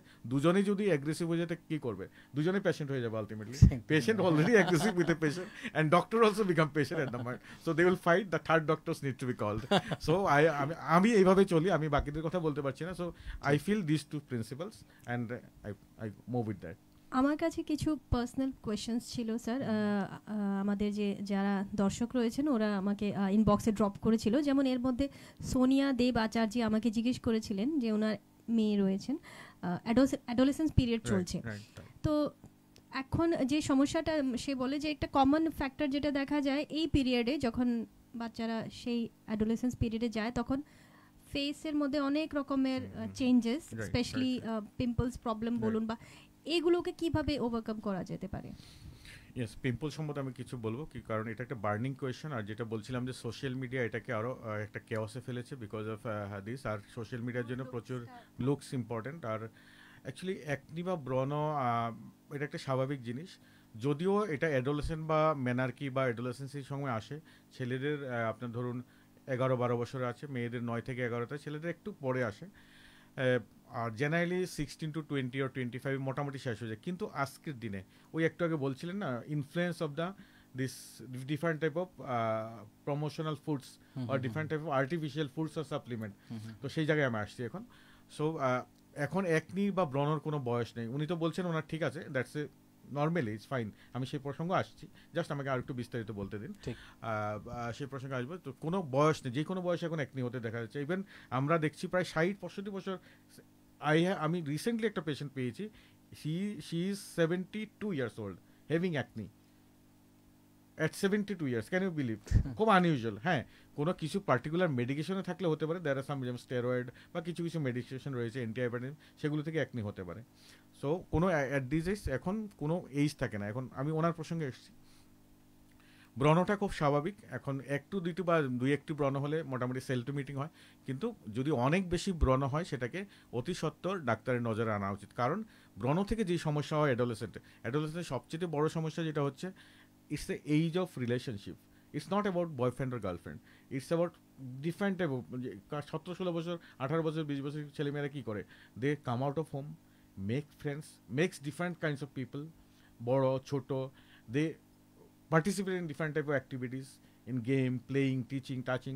সো সেটা একটা ইনফিনিটি কমপ্লেক্স নেই, যদি মুখে ব্রণ হলে কেউ একটা দাগ হতে পারে, it's a very self low self testing develop করে, ইভেন এমনও হয় ডিপ্রেশনে চলে যায়, পিগমেন্টেশন, স্কারিং, তারপরে আবার বিভিন্ন ধরনের অয়েলিনেস হয়, এবং বুলিং, স্কুলে বুলিং হতে পারে। সো এটা একটা খুবই গুরুত্বপূর্ণ বিষয়। সুতরাং যদি অনেক বেশি ব্রণ হয় বা এক দুটো থেকে বেশি হয়, সেটাকে অতি সত্বর ডাক্তারের নজরে আনা উচিত, কারণ এটার যে কমপ্লিকেশন, পিগমেন্টেশন বা স্কার একনি আসবে যাবে, কিন্তু যে কমপ্লিকেশনগুলি হয়, স্পেশালি স্কার যদি হয়, ইট ইজ পার্মানেন্ট। সো এটা যদি পার্মানেন্ট হয়, এটা আরও বেশি কমপ্লিকেটেড হবে, সেটা আরও ফার্দার তার সেলফ স্টিমকে লো করবে, ডিপ্রেশন আনবে, ফ্রাস্ট্রেশন আনবে, ইরিটেশন আনবে, স্লিপলেসনেস, এই সমস্যাগুলি হবে, অ্যাংজাইটি হবে। সো করতে হবে। আর ব্রণেতে যা হয়, ব্রণে কয়েকটা সবচেয়ে বড় জিনিস যেটা হচ্ছে, এটাকে খুঁটবে না বা প্রিক করবে না। প্রিক করলে কি ইনফ্লামেশনটা আরও বেড়ে যায়, so it will invite more infections. So এটা হচ্ছে মোস্ট ইম্পর্টেন্ট। আর কোনো ধরনের সেলফ মেডিকেট করবে না। আমাদের কি হয়, ব্রণ হলে কি হয়, আমাদের মাসি, কাকি, দাটি সবাই, বা আমাদের পাশের যে ফার্মাসি কাকু রয়েছেন, জোলন কাকু বলবেন, এই মনুরে ওই মলমটা দিয়া দেয়, এটা ভালো হয়ে যাবো। অ্যাকচুয়ালি কি হয়, ওই যে মলমটা বলছে, ওইটা ককটেল কম্বো মলম। ওইটাতে কি থাকে, এটা ধরুন আপনি যদি ধরুন ব্যাপারটা এরকম, আমার আজকে জ্বর হয়েছে, তাই তো, জ্বর হয়েছে, এখন জ্বর কেন হতে পারে, টাইফয়েডের জন্য হতে পারে, ম্যালেরিয়ার জন্য হতে পারে, গ্যাস্ট্রাইটিসের জন্য হতে পারে, টিবি ইনফেকশনের জন্য হতে পারে, আরও হাজারো জিনিস হতে পারে। তো প্রত্যেকটা তো ট্রিটমেন্ট আলাদা হবে না, কিন্তু ওই যে ককটেল কম্বোটা কাকু রয়েছে, সেটা ফাঙ্গাল ইনফেকশন উনি দিচ্ছে, ব্রণেতেও দিচ্ছে, বা একটা দাগেও দিচ্ছে। আর সব ক্ষেত্রে একটু ইনিশিয়ালি কাজ করে। কেন কাজ করছে, সেটা একটা কম্বো, যেরকম বললাম, সেটাতে একটু অ্যান্টিফাঙ্গাল রয়েছে, একটু অ্যান্টিবায়োটিক রয়েছে, একটু স্টেরয়েড রয়েছে, একটু ইনফ্লেমেটরি রয়েছে, সুতরাং একটু সাময়িকভাবে কমায়। কিন্তু স্টেরয়েডটা থাকার জন্য লং টার্মে স্টেরয়েডের অনেক কমপ্লিকেশন দেখা দেয়, সেটা আমরা পরে হয়তো যদি সময় থাকে একটু ডিসকাস করব। তো সুতরাং সেলফ মেডিকেট করবেন না, সেটাতে অনেক বড় বিভীষিকা ডেকে আনে। আর একটা নতুন টার্ম, নতুন ডিজিজ সৃষ্টি হয়েছে এই সেলফ মেডিকেশনের জন্য। একটা হচ্ছে topical steroid dependent sensitive face or topical steroid dependent skin, এবং আরেকটা হচ্ছে ফাঙ্গাল মেনিয়া, মানে টিনিয়া মেনাস, যেই আমরা যে ফাঙ্গাল দাউদ যেটাকে আমরা বলি। একটা সময় ছিল দাউদ 5 দিন 10 দিন 7 দিনে ঠিক হয়ে যেত, কিন্তু আজকের দিনে কি হচ্ছে, দাউদ 3 মাস 4 মাস 6 মাস থেকেও আমরা দাউদ ঠিক করতে পারি। It's a very frustrating for being dermatologist. And who are responsible for that? Because of self-medication, number one. হ্যাঁ, of course there are some administrative failure because of regulation, সেটা আমি এখানে ডিসকাস করতে চাই না, এটা ফোরাম নয় সেটা ডিসকাস করা। এবং আমি ওই ফোরামে ছিলাম as a national, in the national committee, I was A regional coordinator for that, I was actively involve in that. এই আপনি যে নাটকটা, ড্রামাটা দেখেছিলেন, সেটা ওটার উপরেই ছিল, সেলফ মেডিকেশন, ফেয়ারনেস, এই মেনিয়াগুলির উপর। সুতরাং সেলফ মেডিকেট করবেন না, প্রিক করবেন না, এবং ডাক্তারের নজরে আনা অতি সত্বর দরকার। সেক্ষেত্রে আমরা এই যে কমপ্লিকেশনগুলো রয়েছে ব্রণর, যেটা স্কারিং, পিগমেন্টেশন, ডিসফিগারিং, হাইপারট্রপিক স্কার, সেই সবগুলোকে আমরা প্রতিরোধ করতে পারবো। আর না পারলেও অনেকটা কমিয়ে আনতে পারবো, এবং যেটা বাকি থাকবে সেটা আমরা ইজিলি অনায়াসে সারতে পারবো। আজকের দিনে লেজার রয়েছে, কেমিক্যাল পিল রয়েছে, there are plenty of n numbers of treatment option we are, just আপনারা আসতে হবে সঠিক জায়গায়, that's the most important. Sir আমার কারণ আমি নিজেও আপনার কাছে ট্রিটমেন্ট করিয়েছি, তো এই জন্য that's a wonderful thing to say publicly. না এটা তো আমি বললামই স্যার, কেউ যদি বলে যে হ্যাঁ আমাকে যারা স্টুডিওতে এসছে, আমার মুখে কিছুদিন আগে, সবাই জানে এটা, এই যেটাকে আমরা নর্মাল ভাষায় ম্যাচ বলি, তো সবাই বলছিল যে গৌতম স্যারের কাছে যাও, সকালে যাবে বিকালে ঠিক। তো এবং এটা হলো স্যার। তো এখন যে লেজার ট্রিটমেন্টটা, এটা তো স্যার নিউলি অ্যাডপ্টেড বা new technology maybe, I don't know. তো স্যার আপনার এখানে আমরা দেখেছি, আপনাকে স্টাডি করেছি, আপনি লেজারের জন্য আলাদাভাবে কোর্স করেছেন। তো স্যার এটার মানে এই যে আপনাদের অ্যাকিউটি হেলথ ক্লিনিক যে সুন্দরভাবে করা, এইটা কিভাবে বা কেনই বা এইখানে এইভাবে করলেন, কি ধরনের হয় ট্রিটমেন্ট? আমি নিজে করিয়েছি এবং আমি এখন ফাইন, মোটামুটি ঠিকই আছি। তো আর এটার কি কোনো রকম মানুষের মধ্যে যেটা মিথ বললেন, যে অনেকে বলে যে এটাও তো ওয়ান টাইপ অফ রে, তো এক্স-রে যেরকম আমাদের ক্ষতি করতে পারে, সিটি স্ক্যান যেরকম ক্ষতি করতে পারে, লেজারের কি কোনো সাইড এফেক্ট আছে বা করানো উচিত নয়, এরকম কিছু কি? বা আপনার এই কিউটি ক্লিনিকে কি আমরা স্পেশালিটিসগুলি পাই, এটা যদি একটু দর্শকদের জানিয়ে দেন। আমি প্রথমত বলবো লেজার কি, লেজারের দ্বারা কি করা যায়, এবং লেজার যে হানিকারক বা ওই যে ক্যান্সারের যেটা বলছে, এই তিনটা ভাগে আমি জাস্ট একটু ব্রিফলি বলবো। ঠিক sir. So what is laser actually? Laser is nothing but a particular group of আমরা কি আমরা যদি সায়েন্সে বলি, আমরা ভিজিবল লাইটটা যেটা দেখছি এটা 400 থেকে 700 ন্যানোমিটার। সো লেজারগুলিও একটা পার্টিকুলার ওয়েভ লেংথের লাইট। আর লেজার হচ্ছে যেই আমরা ভিজিবল লাইটটা হচ্ছে 400 থেকে 700, expanding all three different wave length. কিন্তু লেজারে কি হয়, laser means light amplification stimulated emission of radiation. এটা nothing but a light therapy. Simply যদি আমি বলতে চাই, একটা লাইট থেরাপি, একটা পার্টিকুলার ওয়েভ লেংথের লাইট এখানে ব্যবহার করা হয়, কোলিমেটেড অর কনসেন্ট্রেটেড লাইট, এবং সেটা পার্টিকুলার কিছু জায়গাকে টার্গেট করে, বা থার্মোলাইসিস বলে, বা ক্রোমোফোর যেটা আমাদের সেল রয়েছে সেটা অ্যাবজর্ব করে, এবং অ্যাবজর্ব করে হিট সৃষ্টি করে, এবং সারাউন্ডিং যেটা ডিজায়ার্ড এফেক্টটা করে, এক একটা ওয়েভ লেংথ এক এক রকম ব্যবহার করা হয়। So according to wave length, according to different types of light wave length, এগুলিকে নাম বলা হয়। যেমন Q switch laser, Q switch NDR, fractional CO2 laser, RBM laser, diode laser, according to different wavelength. যেমন কিউ সুইচ রয়েছে 1064, 532, so এগুলো হচ্ছে Q switch NDR laser. এবং এনডিআর সেগুলো আমি বিশ্লেষিত এখানে বলার আমার মনে হয় না বলা ঠিক হবে। বিভিন্ন টাইপের মিডিয়াম ইউজ করে এগুলি according to medium or source of light নামকরণ করা হয় ওয়েভলেন্থ। সো এই হচ্ছে লেজার। এবং লেজার এক যুগান্তকারী পরিবর্তন এনেছে মেডিকেল সায়েন্সে। সেটা শুধু ডার্মাটোলজি নয়, আপনি দেখুন কার্ডিয়াক সার্জারি, আপনি দেখুন রেনাল সার্জারি, আপনি দেখুন অর্থোপেডিক সার্জারি, আই, মোস্টলি আইতে কত উন্নত মানের লেজার হচ্ছে। Almost all field of medical science ভরে গেছে laser utility, and this is one of the finest discovery of the mankind. And যেটা অনেকটা পরিশ্রম বা অনেকটা আমাদের রক্তক্ষয় বা যেই মরবিডিটিগুলি ছিল সেটা কমিয়ে এনেছে। এখন আসি আমার জায়গায়, যেটা ডার্মাটোলজিতে আমরা কিসে ইউজ করি লেজার। আমরা বিভিন্ন ধরনের স্কার রিমুভ, যে ধরুন আপনার অ্যাক্সিডেন্ট হলো বা কোনো ধরনের বার্ন ইঞ্জুরি হলো, তো অ্যাবনর্মাল স্কার, যেটা ডিসফিগারিং স্কার, মুখে হতে পারে, লিখতে বেমানান মনে হচ্ছে, ভয়ানক মনে হচ্ছে, সেটাকে আমরা লেজারে অতি অনায়াসে শেষ করতে পারি। তারপরে রয়েছে অবাঞ্ছিত নোম।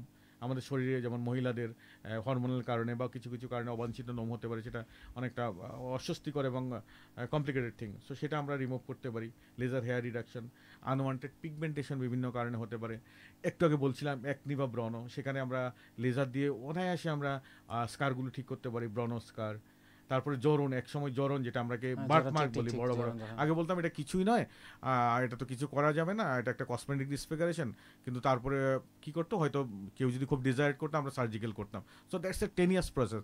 হয়দার আজকের দিনে আমরা লেজারের সাহায্যে ডে কেয়ার প্রসিডিউর, আপনি যেটা বললেন সকালে গেলেন বিকাল হয়ে গেল, ইভেন বিকালে গেলে বিকালে ছাড়া যাবে, just office procedure, few moments, যেটা আগের দিনে আজ থেকে 20 বছর আগে ভাবা যেত না।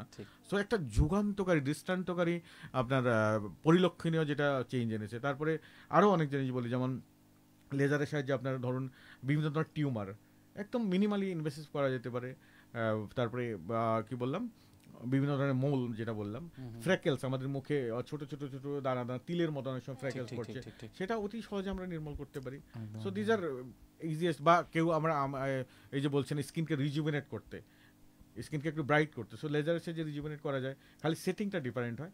সো রিজুভিনেটেড লেজার, CO2 লেজারের সাহায্যে করা যেতে পারে। এগুলি few to mention, just there are amples numbers of utility আছে। আর মোটামুটি সবগুলো যেগুলো বললাম এখানে, মোটামুটি সবগুলি আমাদের কাছে আছে, বা আগরতলায় মোটামুটি হয় সবটাই। হ্যাঁ, কিন্তু এটার জন্য একটু আপনাকে জানতে হবে লেজারের প্রি প্রসিডিউর এবং পোস্ট প্রসিডিউর কিছু সতর্কতা অবলম্বন করতে হবে। আর এরকম কোনো পার্মানেন্ট ড্যামেজ কিছু করে না laser. It is very safe and very effective and very cost effective also আজকের দিনে। আর তৃতীয় যেটা বলছিলেন cancer, it is not at all cancerous ray. Cancerous রেজের wavelength is totally different. It's a very safe, effective, যেটা বলছিলাম। কোনো ধরনের ক্যান্সারের কোনো সম্ভাবনা নাই, কোনো ধরনের লং টার্ম সাইড এফেক্ট কোনো সমস্যা নাই। যদি অফকোর্স আপনি এক্সপার্টের কাছে করতে হবে, সে প্রতিনিয়ত কতটুকু এনার্জি দিতে হবে, না হলে কিছু কমপ্লিকেশন হতে পারে, বার্ন হতে পারে, এক্সেসিভ বার্ন, হিট হতে পারে, জ্বলে যেতে পারে, উল্টো এক্সরে হয়ে যাবে। আজকাল দেখা যাচ্ছে বিভিন্ন পার্লার, বিভিন্ন ধরনের, সে আবার সোশ্যাল মিডিয়া এসে গেছি, যা কিছুই হচ্ছে ঘুরে ফিরে কিন্তু সেখানেই যাচ্ছি। দেখেন কত গুরুত্বপূর্ণ বিষয়, এবং সেটাকে যে আমরা গুরুত্বপূর্ণ, আমরা রেসপন্সিবিলিটি সেটাকে যদি পরিচালনা করতে না পারি, তার হানিকারক এফেক্ট দেখুন কতটা। সো সেখানে এত ইজি মার্কেটিং আর প্রলোভন এত বেশি করা যায়। দেখা যাচ্ছে প্রচুর পার্লার যারা লেজার থেরাপি করছে, লেজার হেয়ার রিমুভাল করছে, আমি জানি না কতটুকু অথেন্টিক, কতটুকু মেডিকেলি ও সাইন্টিফিক্যালি দে আর ওরিয়েন্টেড, সে কাজগুলো করছে।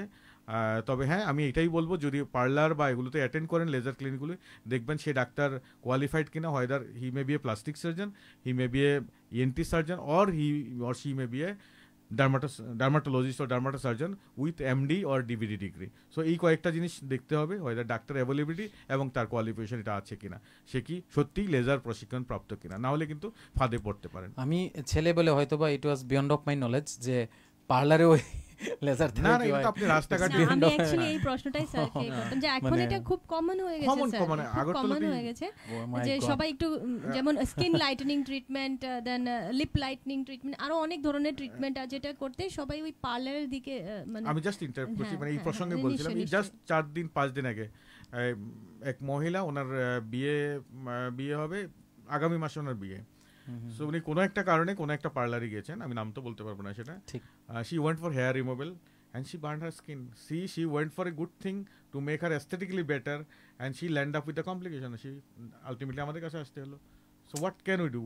আমরা এক্সপ্লেন করতে পারবো এটার মেয়াদ এতদিনে ঠিক হবে, আমি তো ম্যাজিক কিছু করতে পারবো না। আমি যেটা মনে করি, আমরা ডাক্তাররা প্রত্যেক রোগ সম্পর্কে প্রথম ভিজিট বা if not possible you can not break the news first visit, second ভিজিটে অবশ্যই বলা দরকার।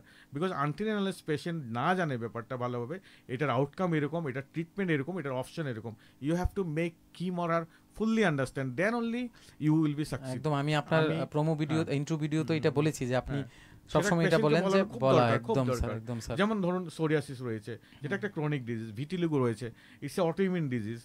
তো এই ডিজিজগুলি লং টার্ম ডিজিজ। এখন কেউ যদি ভাবে ভিটিলিগো আমি একদিনে সেরে ফেলবো, এক মাসে সেরে ফেলবো, সেটা কোনো দিনে পসিবল না। ইনফ্যাক্ট সেটা আরও সমস্যা বাড়বে, ডক্টর স্টপিং করবে, এখানে যাবে সেখানে, সেটা তাকে বোঝা খুবই দরকার। বোঝা যেমন আমার ক্ষেত্রে আপনি যেটা বলেছিলেন যে এটার জন্য আপনি মেডিসিন নিয়ে দেখেন 4 থেকে 6 মাসের মধ্যে, আর 1.5 থেকে 2 মাস ওয়েট করতে হবে, যদি কোনো চেঞ্জেস আসে তাহলে তো হলোই, নাহলে আমরা এটাতে যাব।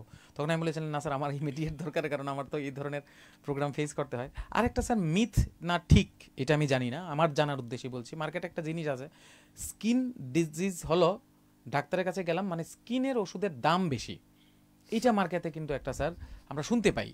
তো এটা কি সত্যি নাকি myth? No, first of all দাম তো ডাক্তার নির্ধারণ করে না। It is very unfortunate. আমি আবারও প্রথম রাস্তায় ঘুরে আসবো। অ্যাকচুয়ালি ধারণাটা কি, আমরা একটা আমি কোনো, যেমন আমার ডায়াবেটিস ওষুধ, থাইরয়েডের ওষুধ, 10টা ট্যাবলেটের দাম কত পড়ে? একটা গুড অ্যামাউন্ট, মানে আমি থাইরয়েড ওষুধ খাই, আমি ডায়াবেটিস ওষুধ খাই, আমি জানি। সেম অ্যামাউন্ট অফ একটা ক্রিম মানুষ actually it's all in your mind, mental set up. আমরা প্রত্যেকটা জিনিস কিন্তু মাইন্ড সেট আপের উপর ডিপেন্ড করি। আমি যদি আজকের এই প্রোগ্রামটাকে বার্ডেন ভাবতাম, I will not face, I would not come. আমি এটাকে খুশি খুশি নিয়েছি, আমি একটা মনে করছি হ্যাঁ একটা ভালো সময়, একটা আনন্দের সময়, আমি দর্শকের সাথে কথা বলবো, আপনাদের গুণীজ্ঞানী লোকের সাথে, টিচারের সাথে কথা বলবো, এই ধরনের একটা কর্ণধারের সাথে কথা বলবো। সো এটা আমার জন্য অনেক সহজ হয়ে গেছে। কিন্তু এখন সেই একই জিনিসটা, আমার ধারণা কি স্কিন তো আমাদের অঙ্গই নয়, আরে একটা মলম দিলে ঠিক হয়ে যাবো। ডাক্তারবাবু, আমরা 2জন পেশেন্ট যাবে, একজন পেশেন্ট যায়, আরো 2জনে কনসালটেশন করে। So it is only because of mind set up. আমি যে কোনো কিন্তু আমি কম্পেয়ার করে দেখে দেবো, একটা ক্রিমের দাম হয়তো 100 টাকা বা 200 টাকা বা 250 টাকা বা 300 টাকা, ডিপেন্ড করে দেয়ার মেডিসিনসের উপর। জেনারেল মেডিসিনের দামও তো সেরকম নয়, কিছু 10 টাকাও আছে, কিছু 1000 টাকাও আছে, কিছু কিছু ডায়াবেটিক মেডিসিন 500 টাকাও আছে 10টার দাম, 50 রুপিস পার ট্যাবলেট। কিন্তু মানুষ acceptance is poor for skin disease, that's why it is thought so, otherwise it is at par. আর দাম তো আমরা নির্ধারণ করি, দাম তো রেগুলেশন আছে, গভর্নমেন্ট আছে, তারা নির্ধারণ করে।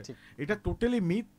হ্যাঁ, কিছু কিছু ওষুধের দাম অনেক বেশি, সেটা তো প্রত্যেক ক্ষেত্রে প্রয়োজনীয়, সেটা মেডিসিন ডক্টরের ক্ষেত্রে, সার্জিক্যালের ক্ষেত্রে। একটা স্টেন্টের দাম কত? It is totally myth, like any other myth. যেমন ভিটিলিগো হলে দুধ খাবেন না, মানে দুধ খায় না, সাদা জিনিস খায় না, আমাদের সমাজে রয়েছে না, সেটি হলে সাদা জিনিস খাবে। সাদা জিনিসটা কি রং হয়ে ওখানে জানি, সেটা নিউট্রিশন বা সেটা ব্যালেন্স ডায়েটের ভিতরে অন্য নিউট্রিয়েন্ট যায়। সো দুধ খেতে দেয় না, আপনার ডিম খেতে দেয় না। So there are lots of myth. আমার অনেক কথা বলার ছিল, আমি জানি না সময় আছে কিনা। আমরা নিশ্চয়ই এই ধরনের প্রোগ্রাম তো আর স্যার আপনিও ব্যস্ত প্রচুর পরিমাণে। আপনি যে মানে একবারে আপনাকে ইনফর্ম করার সঙ্গে সঙ্গে আপনি রাজি হলেন, সে তাতে আমরা খুবই কৃতজ্ঞ। আর আপনি আমাদেরকে এই প্রোগ্রামটাকে চালানোর জন্য যেভাবে, আমি প্রথমেই বললাম যে পজিটিভিটি দেখিয়েছেন, যেটার কারণে আমরা প্রোগ্রামটাকে এতভাবে দর্শকের কাছে পৌঁছতে পেরেছি। তো এর জন্য অসংখ্য ধন্যবাদ। স্যারকে কিছু প্রশ্ন করতে চাই, যেটা আমাকে আমাদের দর্শক বন্ধুরা পার্সোনালি আমাকে পাঠিয়েছিল। এর মধ্যে একটা যেটা কমন, এই প্রশ্নটা মেয়েদের মধ্যে, ছেলেদের মধ্যে এটা থাকে, হেয়ার ফল নিয়ে। হেয়ার ফল, যে আদৌ কি হেয়ারকে নতুন মানে মাথায় চুল গজাবে এমন কি কোনো প্রোডাক্ট মার্কেটে আছে, বা এমন কোনো অয়েল বা এমন কোনো কিছু কোনো মেডিসিন আছে? আর ওইটাকে আমরা যদি যে হেয়ার ফলটা যদি কমন বা ন্যাচারাল যদি হয়ে থাকে, তাহলে আমরা ওইটাকে কিভাবে কন্ট্রোল করতে পারবো? Very good question actually. Very pertinent to the society, very pertinent to the present scenario. Hair fall is a broad term. Actually hair fall কেন হচ্ছে সেটা দেখতে হবে। Hair fall is a broad term. Hair তো বিভিন্ন কারণে ফল হতে পারে। এখন ফলটা একটু ছেলেদের ক্ষেত্রে একটু আলাদা, মেয়েদের ক্ষেত্রে একটু আলাদা। আর ছেলেদের ক্ষেত্রে বেশিরভাগ ক্ষেত্রে দেখা যায় যে ওয়ার্ল্ড ওয়াইড যদি আপনি দেখেন genetic this pattern is the most common. And অন্যান্য কিছু হতে পারে, সেটা ফাঙ্গাল ইনফেকশন হতে পারে, কোনো ধরনের ব্যাকটেরিয়াল ইনফেকশন হতে পারে, বা আরও নিউট্রিশনাল ডেফিসিয়েন্সি হতে পারে। সো সেটাকে কারণটা রুল আউট করতে হবে। এখন আসুন মেয়েদের ব্যাপারটাতে। হেয়ার ফলটা রিলেটিভলি কমন ইন ফিমেল। তার আগে জানতে হবে কতটুকু হেয়ারফল নর্মাল, স্বাভাবিক। আমাদের মাথায় প্রায় 1 লক্ষ 1.2 মিলিয়ন চুল রয়েছে, 1 লক্ষ। আর তার প্রায় 100টা চুল পড়াটা স্বাভাবিক। কারণ চুলের 3টে ফেজ থাকে। একটা ফেজ পড়ে প্রত্যেক দিন, একটা ফেজ রেস্টিং ফেজ থাকে, আর একটা ফেজ গ্রোয়িং ফেজ থাকে, যেটাকে বলে anagen, catagen and telogen. So যখন স্বাভাবিকভাবে আমরা 100 থেকে প্রায় 100 অব্দি হেয়ার ফল আমরা নর্মাল আমরা দেখতেও পারি না। যদি কারো 100 থেকে বেশি চুল পড়ে চোখে পরিলক্ষিত হয়। দ্যাট মিন্স স্যার প্রত্যেকদিন কাউন্ট করতে হবে। ইয়েস কাউন্টিং এর বিভিন্ন প্রসেস আছে, বিভিন্ন প্রসেস আছে, সেটা আমি পরে কখনো বিস্তারিত বলবো। There are many authentic process বা ভ্যালিডেটেড প্রসেস আছে যেগুলোতে কাউন্টিং করতে পারেন আপনি everyday. So up to 100 hair fall is a very normal phenomenon. এখন যদি কারো 100 বা 200-র উপরে পড়ে সেটা অবভিয়াসলি দেখা যাবে, সেটা অস্বাভাবিক। এখন হেয়ার ফলটা কেন হচ্ছে? জেনারেলাইজ হেয়ার ফল বলে আপনি চুলে তেল দিয়ে যাচ্ছেন, সো মেনি XYZ ব্লা ব্লা তেল দিয়ে যাচ্ছেন, চুল গজাবে। আর আরেকটা কথা, চুলের যে hair follicle is always fixed at birth. You cannot produce any hair follicle with any amount of hair oil, any amount of lotion, cream, tablets, even best of the best modern medicine. It is totally determined জন্ম থেকে। আমার যদি জন্ম থেকে 1 lakh hair ছিল, this is 1 lakh. তারপরের দিন জন্ম হওয়ার পরে 1 লাখ 1 বা 2 3 হবে না, কোনো দিনও হবে না। This is totally A myth. এবং সেই মিথের উপর বেস করে আজকে সারা দুনিয়ায় বিভিন্ন রকমের তেল বা বিভিন্ন রকম বিক্রি হচ্ছে। আপনি জানলে অবাক হবেন, এই পৃথিবীতে কোথাও চুলে তেলের প্রভাব নেই। শুধু আমাদের ইন্ডিয়া, বাংলাদেশ বা বলতে পারেন ব্রডলি এশিয়ান কান্ট্রিতে দ্যাট মিন্স স্যার মানে অয়েলিং করাটা ঠিক না। আমি সে প্রসঙ্গে আসছি। তো চুলে তেলের প্রভাব একদমই নেই। আর চুলে যতটুকু তেলের প্রভাব আছে সেটা অলরেডি প্রত্যেকটা চুলের যে গোড়া, প্রত্যেকটা হেয়ার ফলিকের সাথে একটা সেবাসিয়াস গ্ল্যান্ড বা অয়েল গ্ল্যান্ড জড়িত এটার গোড়াতে। তো সেইটা কন্ডিশনিং এফেক্টটা দেয়। হ্যাঁ, এখন কারো যদি স্কাল্প ড্রাই বা হেয়ার ড্রাই, সেক্ষেত্রে you can add on. But আমাদের যেটা মিথ রয়েছে, চুলে তেল দিতে হবে, নাহলে চুল পড়বে, চুল এই হবে, চুল সেই হবে, চুল কালো হবে না। কিন্তু কোনো রুল নাই, বিজ্ঞানগতভাবে কোনো রুল। চুলে তেল দেওয়া মানে, স্বাভাবিক চুলে তেল দেওয়া মানে তেলা মাথায় তেল দেওয়া, তার থেকে বেশি কিছু নয়। সুতরাং এক্সেস তেল দিলে আরও ক্ষতি হতে পারে, যেমন ড্যান্ড্রাফ বেশি হতে পারে বা বিভিন্ন হতে পারে। এখন just I am going to again to the previous point, যেটা বলছিলাম চুল পড়ার কারণ। মহিলাদের থেকে যে কটি কারণ আমাদের রয়েছে, এনিমিয়া খুব একটা সাধারণ কারণ, রক্তহীনতা, সেটা আমরা অনেক সময় বুঝতে পারি না। তো একটা জিনিস। দ্বিতীয় হচ্ছে থাইরয়েড আমাদের দিকে খুব বেশি প্রবণতা, হাইপোথাইরয়েডিজম বা ডায়াবেটিস বা নিউট্রিশনাল ডিজিজ। আর আরেকটা রয়েছে আপনার খুব কমন, যেটা আমরা দেখছি PCOD, due to lifestyle modification, lifestyle changes, PCOD is in a increasing tense. So যাদের পিসিওডি থাকে তাদেরও চুল পড়তে পারে। এবং স্ট্রেস, আমাদের যে লাইফস্টাইল অ্যান্ড স্ট্রেস অ্যান্ড যেটা ফুড হ্যাবিট বলছি, এগুলো কিন্তু অনেকটা কারণ হয়ে দাঁড়াচ্ছে আজকাল চুল পড়ার। আর একটা চুল পড়া ফিজিওলজিক্যাল, যেমন অনেক সময় দেখা যায় আমাদের স্ট্রেসে বা প্রেগনেন্সি, পোস্ট ডেলিভারি কিন্তু চুল পড়ে। সেটাকে আমরা বলি টেলোজেন এফ্লোবিয়াম। সেটা সাধারণত 6 to 8 months, next 6 to 8 months ঠিক হয়ে যায়। তো এখন যতগুলো কারণ বলেছি আমি, দেখুন প্রত্যেকটা কারণে কিন্তু ট্রিটমেন্ট করতে হবে। সেই একই রকম আগের মতো আসছি। যেমন আমার হয়েছে জ্বর, আমি টাইফয়েডের ওষুধ খেলাম, ম্যালেরিয়ার ওষুধ খেলাম, আমি একটু টিবির ওষুধও খেয়ে নিলাম, ঠিক আছে, যেটা যেখানে লাগে, ককটেল। তো সুতরাং যখনই চুল পড়ে 100-র বেশি বা স্বাভাবিকভাবে পরিলক্ষণে আনইউজুয়াল হয়, আপনাকে you should consult a doctor and accordingly rule out করে অ্যাকর্ডিং টার্গেটেড ট্রিটমেন্ট করতে হবে। So that is the way. একটা প্রশ্ন এটার সাথে আমার থাকবে স্যারকে, যে এটা পরিবারে এটা কি মিথ নাকি ঠিক যে ছোট বাচ্চারা যখন মানে 1 বছর 2 বছর হয়ে যায়, তখন আমরা যখন ওর মানে হেয়ার গ্রোথ দেখি যে না চুলগুলো একটু পাতলা, আচ্ছা ওর পুরোটা চুল একদম ফেলে দিই, তাহলে নতুন করে আবার যেটা আসবে মেবি গ্রোথ একটু বেশি হবে। এটার কি এটা তো পুরোটাই মিথ। আমি যেটা বললাম হেয়ার ফলিকল তো অলরেডি জন্মের দিনে যেটা ছিল সেদিন তারপরের দিন কিন্তু আর নতুন হেয়ার ফলিকল আসবে না। This is the same only, this is totally myth. Sir খুব সুন্দরভাবে আপনি প্রত্যেকটা কোশ্চেনকে, আমি তো বললাম আপনি যেটা বললেন যে আমি আপনি সঙ্গে ডিসকাস করে যেটা বুঝলাম যে আপনি টিচার, আপনাদের সবারই ফ্যামিলির ম্যাক্সিমামই টিচার প্রফেশনে আছেন। তো আপনি একজন গুড মানে সব কিছু ব্যাপারকেই খুব ভালো করে বুঝিয়ে বলেন। আপনি যেটা বলেন যে পেশেন্টকে জানাতে হবে, আমি অনেক সময় যে আপনি যেটা বললেন ফেসবুকে অনেক কিছুই আছে বা এই সোশ্যাল মিডিয়াতে শেখার। ডক্টর BM হেগড়ে বলে একজন আছেন, আমি ওনার ভিডিও অনেক সময় দেখি, উনি বিভিন্ন ওই পেপার পাবলিকেশন এগুলি বোধহয় করান বা এরকম বড় লেভেলেরই একজন।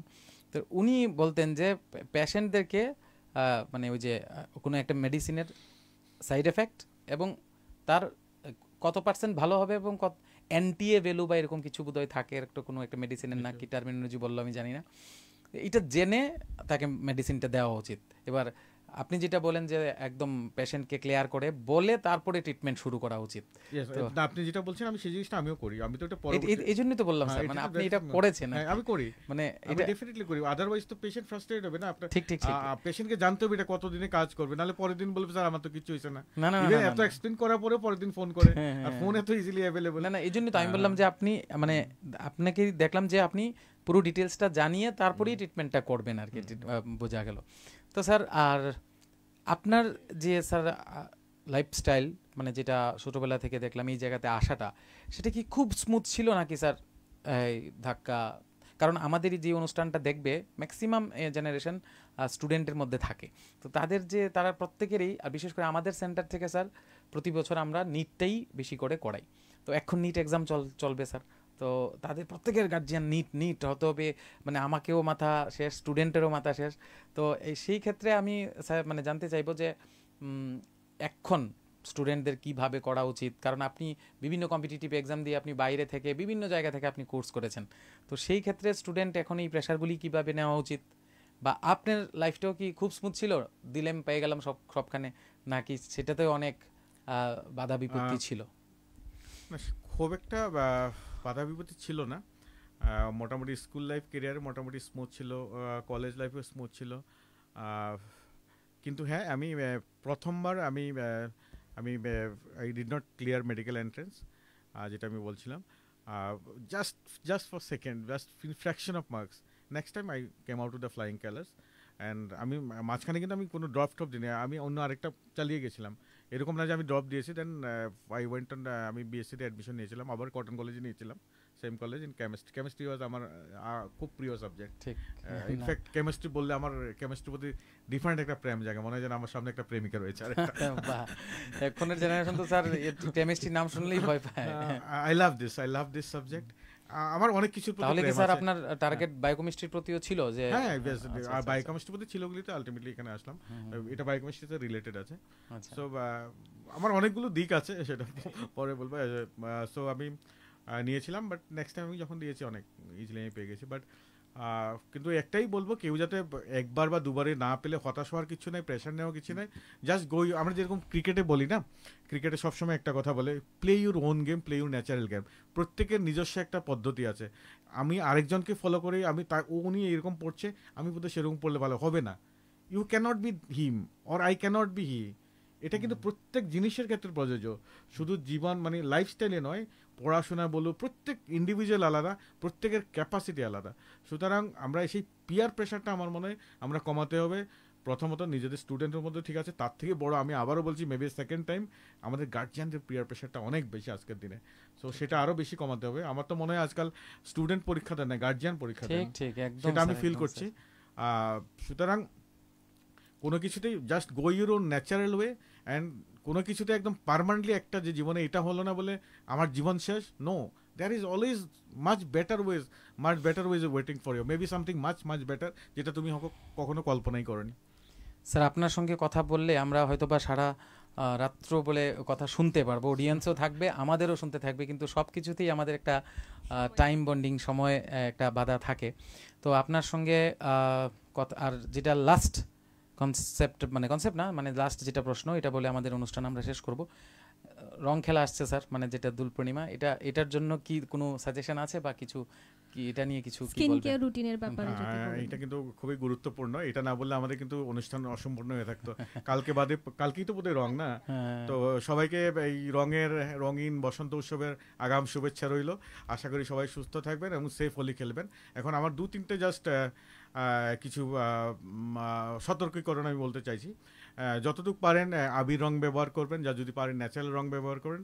আর আবির সাধারণত অনেকটা বিনাইন হয়, কিন্তু মেটালিক কালার বা মাদুরি কালার ব্যবহার করবেন না, বা জল ঘোলানো বা তেল রং যেগুলি বলে, এগুলিতে লিড, মার্কারি বা ঝকঝকে রং যেগুলি রয়েছে, এগুলির কিন্তু বেশি পরিমাণে লিড থাকে, মার্কারি থাকে বা অ্যালুমিনিয়াম থাকে, যেটা এবং গায়ে বেশি ঘষবেন না। যতটুকু সম্ভব অ্যাভয়েড করাই ভালো।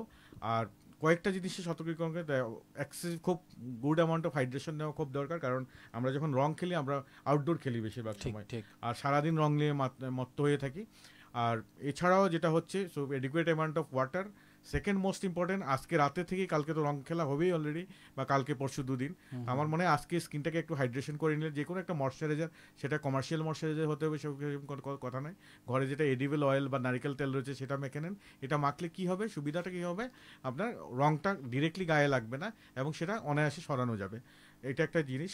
দ্বিতীয় যেটা ইম্পর্টেন্ট জিনিস হচ্ছে, নখগুলো ছোটো করে ট্রিম করে নিন, কারণ এই নখের ভেতরে এই জায়গাগুলি ট্র্যাপ হবে, আর সেটা লং টার্ম যদি ট্র্যাপ হয় সেখানে ইরিটেশন বা অন্যান্য ধরনের জিনিস হতে পারে, বা অ্যালার্জিক কন্ট্যাক্ট ডার্মাটাইটিস হতে পারে। এবং যখন রং খেলবেন এগুলিতে একটু ভ্যাসেলিন লাগিয়ে দেবেন। সো ভ্যাসেলিন বা তেল জায়গাগুলিতে একটু নেইল পেন্টার ইউজ করতে পারেন, কারো যদি ব্রিটেল নেইল থাকে। এটা একটা ইম্পর্টেন্ট জিনিস। আর হচ্ছে একটা সানস্ক্রিন ব্যবহার করবেন যখন বেরিয়ে যাবেন। এটা আর যতটুকু পারেন শরীরটা ঢেকে রাখবেন।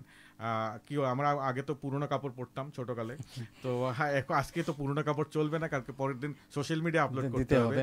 So that's A mandatory, and of course financially আমরা এফোর্ড করতে পারি আজকের দিনে। সেই আমি যদি 30 বা 40 বছর আগের কথা ধরি, we are India or as a whole, we all are financial much affordable. আমরা যতই বলি দারিদ্রতায় আছি, কিন্তু ফ্যাশন এবং মানে শোবিজে আমরা কিন্তু দারিদ্রতায় নাই, আমি সেটা বলবো, যেটা আমার পরিলক্ষিত।